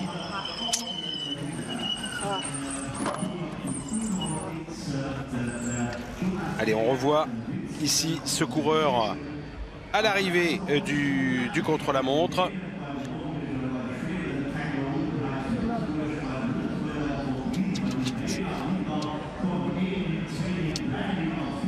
Wilsley, je pense. Wilsley, Jonas Gregard Wilsley. Une belle performance, hein, je pense qu'il est dans les 10. Hein. À l'arrivée, et 6e exactement Wilsley, à 34 secondes. Ce qui veut dire que l'on a 2 coureurs dans les 6 premiers. Jonas Gregard Wilsley et Morten Hulgaard, tous les deux de la formation UNEX. Et derrière Wilsley, on attend Dorian Godon désormais sur la ligne d'arrivée. On est avec les 15 derniers coureurs encore en compétition. Wilsley étant le 15e dernier coureur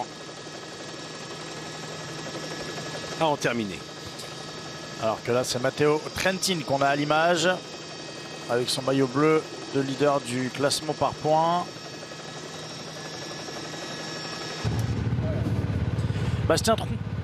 Sébastien Tronchon, ouais, c'est bien ce que... Ouais. 40, ouais, il est loin. 40, ouais, je sais pas, le chrono s'est pas arrêté, 45. mais à peu près 45 secondes.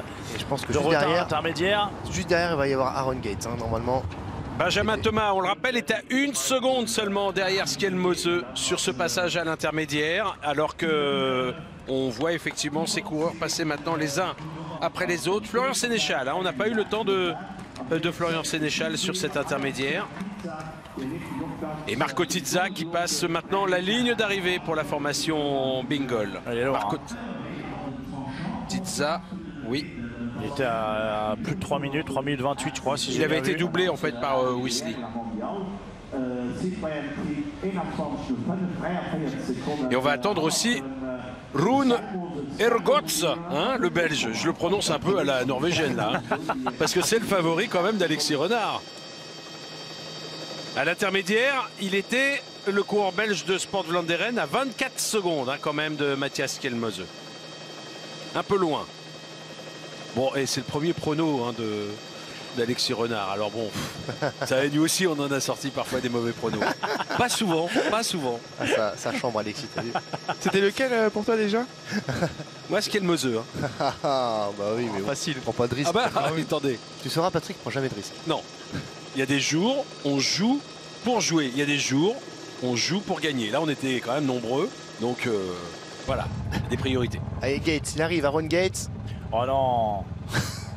Mais non, mais... Le prono de Christophe, hein, quand il fait ça... ça, on avait compris. Hein. Même pas besoin de regarder l'écran. Ouais, ça va être compliqué pour Aaron Gates. Ah, mais j'ai joué une grosse cote aujourd'hui. Bon, voilà, ça... Bah, il y a un beau match entre Aaron Gate et Rune Ergots. Vous avez bien fait de faire des pronos risqués. Mais désolé Christophe, hein, Rune Ergots, il est quand même devant Aaron Gate. Vous voulez dire que là je suis parti pour faire dernier des pronos? Il en faut un, il en faut un. On retrouve Rune Ergots justement là, qui approche de l'arrivée. La flamme rouge. On rappelle le meilleur temps hein, pour l'instant en 34,08.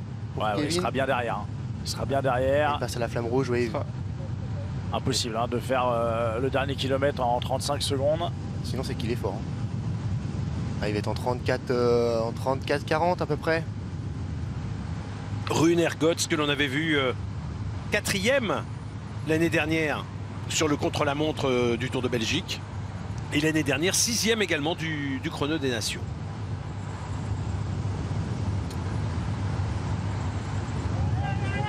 On sent qu'il est à l'énergie. Hein. Vous voyez le buste de gauche et de droite. Ouais. Il donne tout, hein, de toute façon là.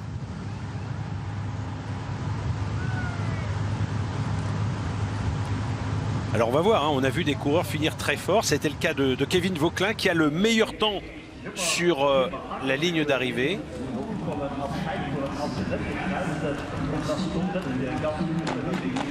Et voici donc le coureur belge Ergots sur la ligne d'arrivée. Au classement provisoire pour l'instant, il a le 6e temps, mais à 24 secondes quand même de Kevin Vauquelin. Les écarts sont importants. Il a mis un peu plus d'une minute pour faire le dernier kilomètre, c'est que ça roule vite. Hein. Pratiquement 60 km/h pour faire le dernier kilomètre. On ne se rend pas compte hein, forcément de la vitesse hein, à l'écran. Il est pratiquement à 60 km/h pour ce coureur.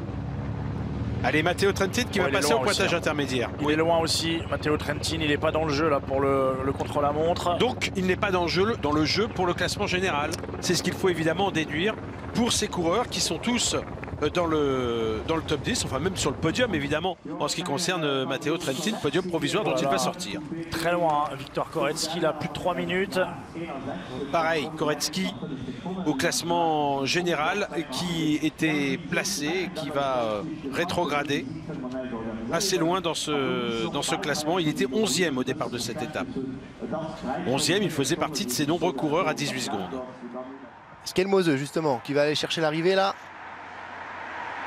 Alors attention, là c'est quand même le gros suspense puisque vous l'avez compris, Kevin Vauquelin, Benjamin Thomas, mais également Matthias Kjelmose sont vraiment les coureurs que l'on attend aujourd'hui pour savoir s'ils pourront devenir leaders de la course en lieu et place de Valentin Madouas ou si Valentin Madouas parviendra à sauver son maillot. Il finit fort. Ouh là là.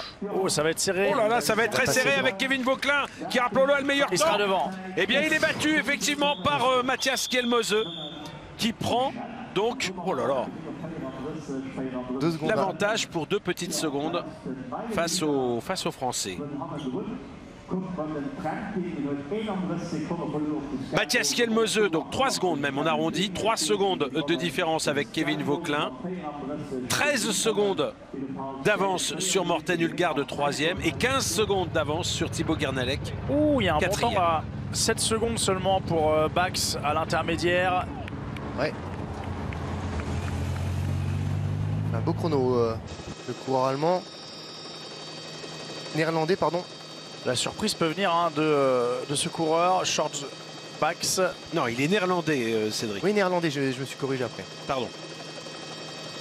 Bon, Bax, c'est quand même... là, c'est... À vrai dire, on ne l'attendait pas. Hein. Regardez la récupération de... Oh, il a tout donné de Kielmose dans les derniers mètres. Allongé au milieu de la route. Oui, ah, mais il est sur les pointillés, ça va. Non, mais il est sur un passage clouté, il a le droit. Priorité aux piétons.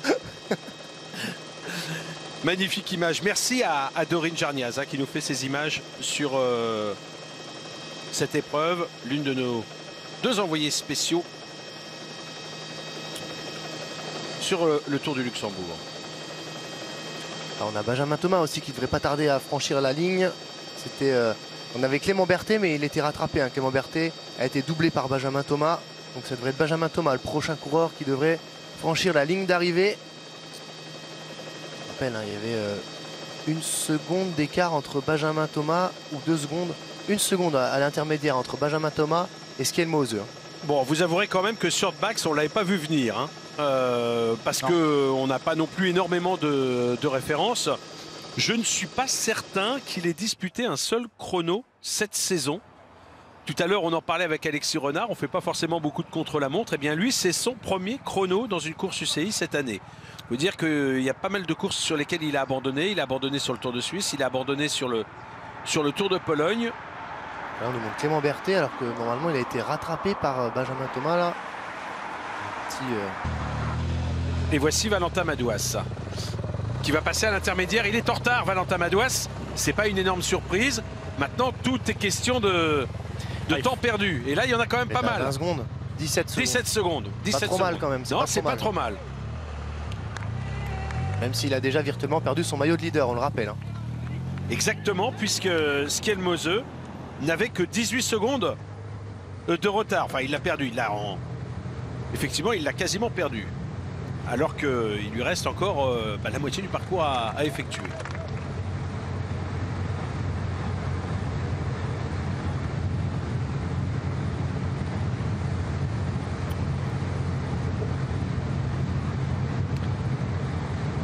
Valentin Madouas, qui est un coureur qui, d'ailleurs, va maintenant sûrement chercher à travailler cet exercice du contre-la-montre, puisqu'il a montré, il montre en tout cas sur ce Tour du Luxembourg, qu'il peut lutter pour la victoire dans des courses de ce format, dans des courses d'une semaine.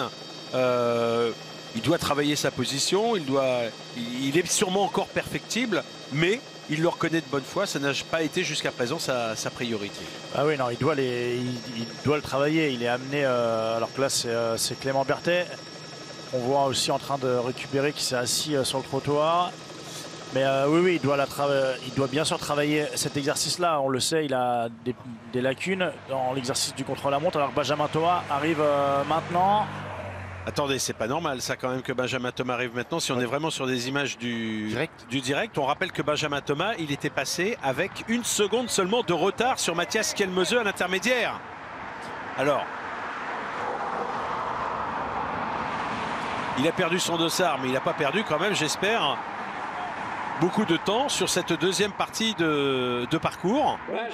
Allez, affichez-nous un chrono là. Le voilà. À 200 mètres de la ligne. On n'a pas de chrono de Benjamin. On n'a pas de chrono, on n'a rien. Il faut regarder le portique d'arrivée. On aura une information. Ah, il y a eu un souci avec Benjamin Thomas, il a dû crever. Il s'est passé quelque chose. Il s'est passé quelque chose. Il était exactement. Il y a 1 seconde près, il était dans le même temps que Kielmose. Il passe à 44 secondes de l'actuel leader. Pour moi, il a crevé, il a changé de vélo. Hein. J'ai l'impression que c'est pas le même vélo, il n'a pas les mêmes prolongateurs, je crois, qu'au départ. On va sûrement avoir une réaction de Benjamin Thomas dans quelques instants au micro de Théo Barbet-Duquil et on saura ce qui s'est passé évidemment Il n'a pas l'air d'avoir, en tout cas, d'être parti à la faute, parce que, ou chuté. Il n'a pas de stigmate de chute sur lui. Mais je pense qu'il a eu un problème mécanique. Enfin, on s'avance en disant ça, mais il ne peut pas avoir perdu autant de temps en si peu de kilomètres. Allez, on suit maintenant Valentin Madouas. On rappelle que Benjamin Thomas occupait ce matin la 7e place, à 12 secondes de Valentin Madouas. Et là, sur ce que l'on a vu avec Valentin Madouas jusqu'à présent, du coup, le principal adversaire de Valentin Madouas n'est pas Benjamin Thomas, c'est bien sûr Mathias Skelmose.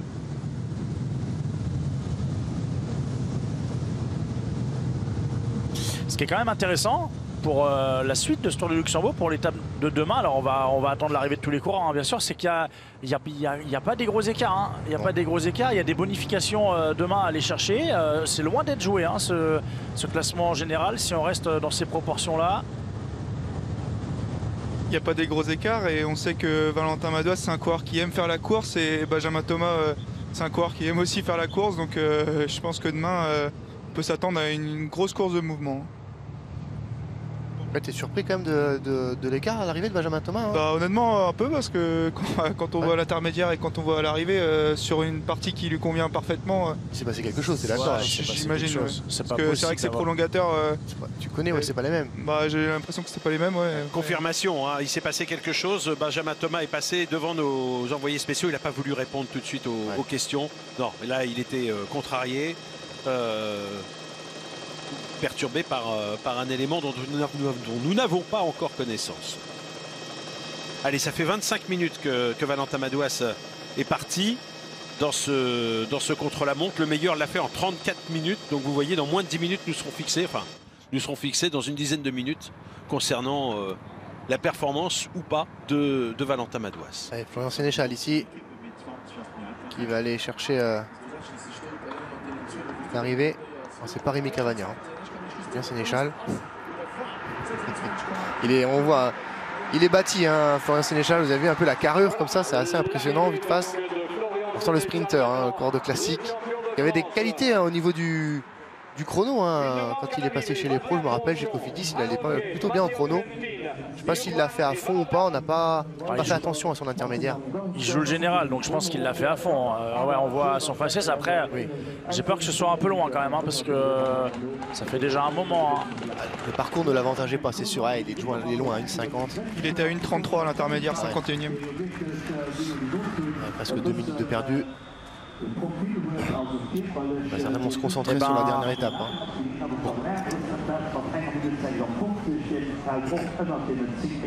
Il n'y a peut-être plus que Bax, hein, pour venir essayer de titiller Skelmose. Scaron Gate, on l'a vu passer à l'intermédiaire, il était un peu loin. Matteo Trentin aussi. Valentin, de mémoire, a un peu plus de 20 secondes. Et pour conserver son maillot de leader, Valentin Madouas doit terminer donc ce contre-la-montre en moins de 34 minutes et 24 secondes. Sinon, il perdra ce maillot qu'il porte, cette combinaison qu'il porte aujourd'hui, cette combinaison jaune, à l'occasion de ce contre-la-montre. Allez, Bastien Tronchon à l'arrivée. Moins bien que Benjamin Thomas.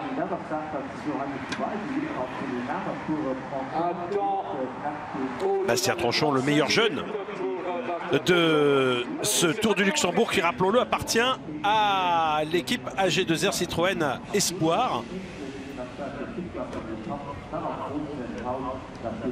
Il était 19e à l'intermédiaire, hein, Bastien. 43 secondes. Chrono correct, hein, pour ce jeune coureur. On va voir l'arrivée. Ouais, c'est ça. Hein. Oui, c'est un bon chrono. Bon, évidemment, il va perdre plus d'1 minute 20.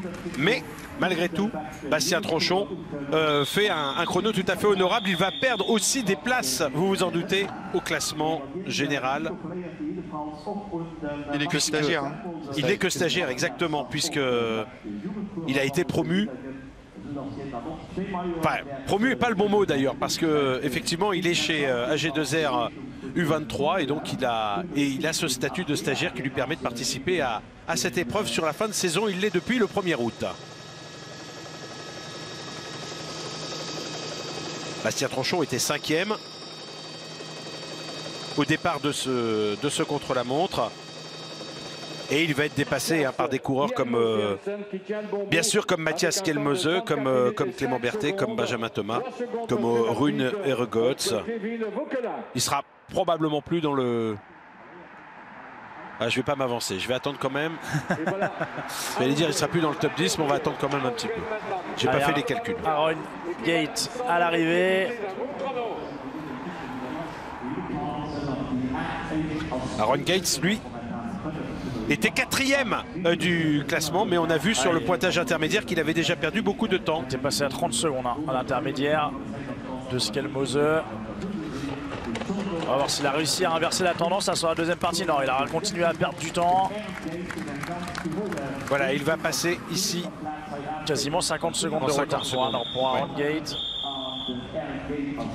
C'est beaucoup, mais il reste quand même sur la satisfaction de sa deuxième place hier. Lui aussi, bien sûr, va rétrograder au classement de sa victoire hier, Patrick. De sa victoire hier, oui. Le deuxième, c'était Benjamin Thomas qui a pris la deuxième place de l'étape hier. On attend maintenant ces 3 coureurs qui étaient sur le podium au départ de cette étape, sur le podium du classement général. Matteo Trentin. On a dit que Matteo Trentin n'était pas dans le coup sur ce chrono, puisqu'il avait 31 secondes de retard à l'intermédiaire. On attend également Sjord Bax, qui lui est mieux quand même sur ce contre-la-montre. Il n'avait perdu que 10 secondes à l'intermédiaire sur Skelmose. Et Valentin Madouas. Valentin Madouas qui, pour sa part, a perdu sur l'intermédiaire 18 secondes par rapport à Skelmose.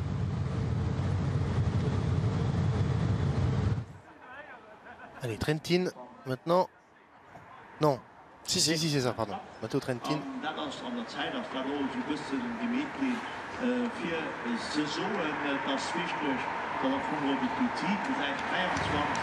Et voilà, à l'arrivée maintenant, le vainqueur de la deuxième étape, Matteo Trentin, ex-champion d'Europe, vice-champion du monde.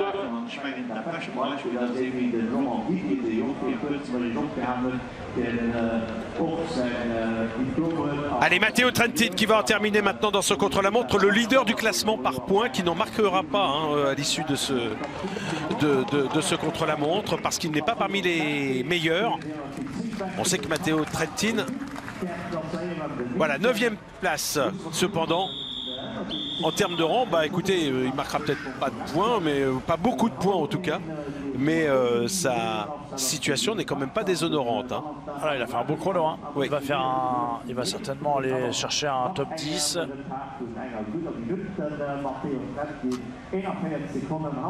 Oui, il a très bien fini sur ce contre-la-montre, Matteo Trentin. Parce qu'il était plus loin que ça tout à l'heure. Il avait le 16e temps seulement sur l'intermédiaire. Effectivement, ouais. Il était à 31 secondes à l'intermédiaire, il finit à 41 secondes à l'arrivée. Alors certes, il a continué de perdre du terrain par rapport à Skelmose, mais il a fini mieux qu'un certain nombre d'autres coureurs qui sont intercalés. Allez, Bax maintenant. Alors lui, Bax à l'arrivée, attention, il était passé à 8 secondes à l'intermédiaire. Regardez, il est déjà là. Il sera derrière, il va être à plus de 30 secondes.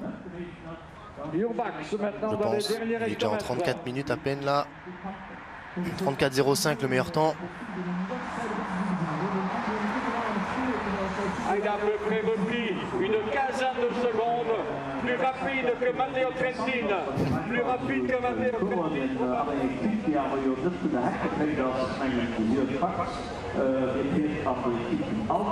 Le voici donc, le coureur néerlandais de la formation Alpecin dans ses derniers hectomètres de ce contre-la-montre. Lui aussi, il s'est vraiment fait mal sur ce chrono. Vous avez vu son visage. Oui, il est battu, mais il est battu, vous le voyez, d'une bonne vingtaine de secondes seulement. 24 secondes concédées à Mathias Skelmose et la certitude qu'il restera bien placé dans ce classement général.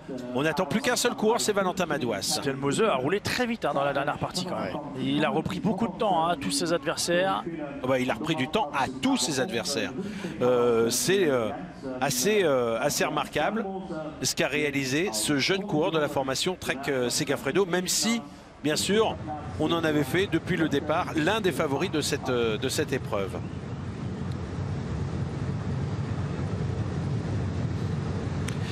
Et le classement de l'étape risque fort de ressembler beaucoup au classement.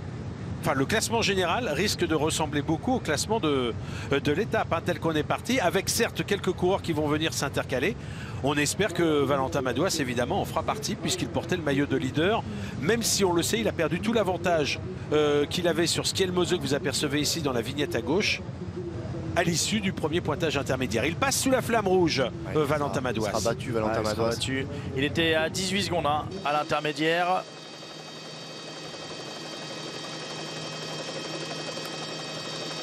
Malheureusement, il va perdre son maillot jaune. Maintenant, l'objectif est de limiter la casse. Hein. Demain, il y a encore une étape qui s'annonce difficile, où beaucoup de coureurs auront un intérêt hein, pour faire la course. Et Valentin va faire partie de ces coureurs-là. Le Danois Mathias Skelmose Jensen qui va sans doute réaliser. On vous rappelle qu'il doit terminer en moins de 34 minutes et 24 secondes pour conserver son maillot de leader, ce qui est fort improbable. Il ne devrait pas pouvoir le conserver, mais il donne tout pour peut-être garder l'espoir de le reconquérir. Ce maillot à l'occasion de la dernière étape, si bien sûr la différence n'est pas trop importante. Allez, vous allez voir dans quelques instants le chrono s'afficher sur votre écran, sur l'image suivante. Voici donc Valentin Madouas, il est battu, il ne gardera pas ce maillot de leader sur les épaules et il sera une vingtaine de secondes au classement général à l'issue de cette étape. Et bien voici le nouveau leader de la course, le nouveau leader du Tour du Luxembourg. Il fait le coup double. Mathias Skelmose remporte ce contre-la-montre et prend le pouvoir sur le Tour du Luxembourg.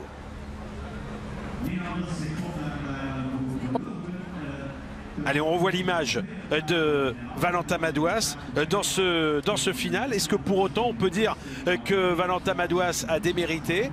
Certainement pas. Mais qu'est-ce que vous en pensez, Cédric Pinault? C'est plutôt une belle performance. Hein. Il fait quand même 10e du chrono. Voilà, il s'est battu. Il avait un maillot de leader. Il finit à 30 secondes, c'est ça? On a un peu plus de 30 secondes. 39 secondes 39 secondes sur 26 km face à des spécialistes comme Skelmose. Ça reste correct, hein, je pense. Il est au maximum de ce qu'il peut faire, je pense, sur cet exercice. C'était un peu long pour lui pour pouvoir. Le chrono était un peu long pour lui pour, je pense, pouvoir espérer garder ce maillot. Et d'ailleurs, je crois qu'ils ne sont pas beaucoup trompés, l'équipe Groupama FDJ. Rappelez-vous, il y a 2 jours ou hier, on avait optimisé sur 40 secondes d'avance pour Valentin Madouas en vue de garder son maillot de leader. C'est ce qu'on espérait, c'est ce qu'ils avaient pensé perdre. Et c'est exactement ce qu'il a perdu au final sur ce chrono. Écoutez, en tout cas, en termes de classement, eh bien, c'est sa 3e meilleure performance de sa carrière, puisque on l'avait dit tout à l'heure, hein, il avait eu l'occasion de terminer 8e d'un contre-la-montre sur le Tour de l'Ain et un 8e d'un contre-la-montre sur l'Étoile de Bessèges. Le premier était un prologue, le deuxième était un contre-la-montre court. C'est la 3e performance, mais c'est la première performance qu'il réalise, la meilleure sur un chrono aussi long, un chrono de 26 km, on le rappelle. On revoit ici cette image de celui qui s'impose. Le classement général, on va l'avoir dans quelques instants, mais on devrait avoir donc Mathias Skelmose leader devant Kevin Vauquelin, et c'est important parce que le coureur de la formation Arkea Samsic prend la 2e place a priori de ce classement général. Quant à Sjoerd Bax, le néerlandais de la formation Alpecin, eh bien a priori il est 3e. Est-ce que Valentin Madouas est 4e? En tout cas, l'ancien leader de la course n'est plus sur le podium provisoire de ce Tour du Luxembourg. Elle est belle cette émotion de Mathias Skelmose. Première victoire chez les professionnels pour le jeune coureur danois. Évidemment, on va parler de tout ça dans Ça va frotter. On parlera de Valentin Madouas également et puis de Kevin Vauquelin, 2e. Aujourd'hui, belle performance pour le Français. Restez avec nous.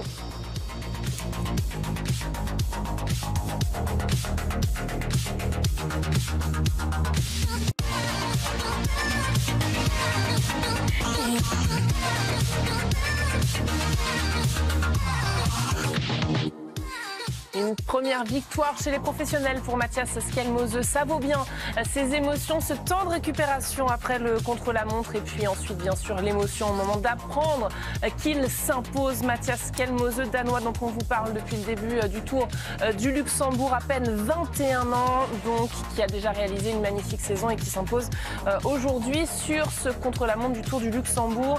Juste devant Kevin Vauquelin, on va reparler de la prestation du Français battu pour 3 secondes. Kevin Vauquelin, sacré contre-la-montre. C'est pas passé loin également pour le Français. Valentin Madouas perd donc son maillot jaune au profit de Skelmoseux. On va reparler de tout ça avant. Je voudrais quand même vous rappeler, messieurs, que Skelmoseux, il fait quand même une saison de dingue en ce moment. On a regardé un petit peu les courses par étapes qu'il avait réussi à terminer, en tout cas en étant sur le podium. Le Tour de l'Ain, le Tour de la Provence, le Tour de Wallonie, le Tour du Danemark. Et je me suis intéressée à chaque fois aux écarts. Ça se joue pas à grand-chose. Pour la Provence, c'était 34 secondes avec Quintana, mais il a terminé deuxième à la montagne de Lure, quand même, Skelmoseux. Donc en plus, il grimpe très très bien. Pour Wallonie, c'était 15 secondes avec Stannard.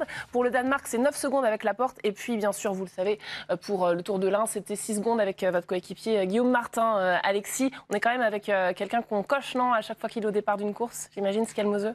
Ouais, c'est sûr que c'est un coureur qui a montré cette saison qu'il pouvait faire de gros résultats. Donc ouais, quand il est au départ d'une course, surtout difficile comme le Tour du Luxembourg, il faut avoir un œil sur lui. Oui. Vous savez ce que nous a dit Alexis il y a 3 secondes? Monsieur né en 99, vous avez vu, il n'y a que des jeunes aux avant-postes, dès 2000, dès 2001, dit-il, du haut de son année supplémentaire de plus que Kevin Vauquelin. Non, c'est vrai qu'on voit beaucoup dans les classements. Je pense que ça se voit de plus en plus que la moyenne d'âge est de plus en plus jeune et qu'ils arrivent à maturité de plus en plus tôt. Donc c'est vrai que c'est quand même quelque chose à regarder. Ouais. C'est des coureurs que vous côtoyez forcément en n'étant pas très loin en termes de génération. Kevin Vauquelin, par exemple, ça vous surprend qu'il soit deuxième aujourd'hui? Non, pas du tout. Hein. C'est vrai qu'il a fait des gros résultats cette saison et par le passé. Et non, c'est pas du tout une surprise qu'il soit là aujourd'hui. Hein. Et si on faisait le classement général, Patrick Chassey? C'est une bonne idée. Moi, je trouve que c'est bien. Je suis d'accord. Non, effectivement, tout est complètement bouleversé en ce qui concerne ce classement général, avec la victoire de Matthias Skelmoseux qui prend le pouvoir, mais pas seulement, puisque derrière, le deuxième désormais, c'est Kevin Vauquelin qui gagne quand même 16 places au classement général. Le troisième, c'est le néerlandais Sjoerd Baks, qu'on n'avait peut-être pas vu venir, mais qui était déjà placé. Rappelez-vous, dès le premier jour, il était deuxième de l'étape derrière Valentin Madouas. Valentin Madouas qui perd son maillot de leader et qui se retrouve donc quatrième à 21 secondes de Skelmoseux. C'est à la fois peu et beaucoup.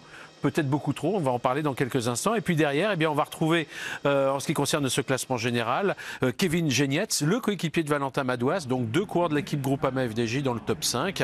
À noter quand même la bonne place de Rune Ergots, le Belge dont Alexis Renard avait fait le favori, qui se retrouve donc désormais 7e du classement général, gagne 3 places.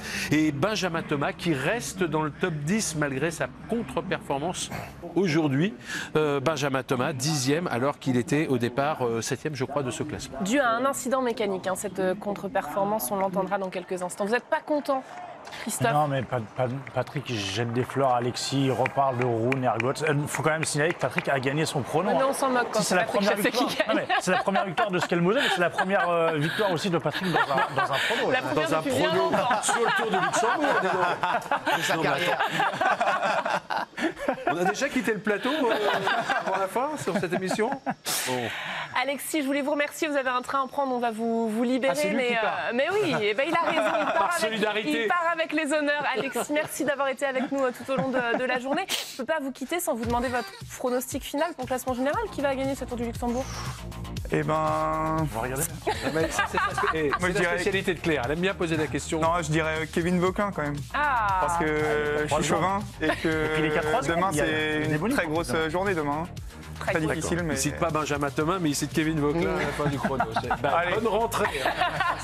Ce sera Benjamin Thomas. Merci Alexis d'avoir été avec nous. Vous revenez quand vous voulez sur le plateau de Ça va frotter. Nous, c'est pas terminé. On reste ensemble. On a les acteurs de la course à entendre également. Et puis, on fera ce point avant l'étape décisive demain.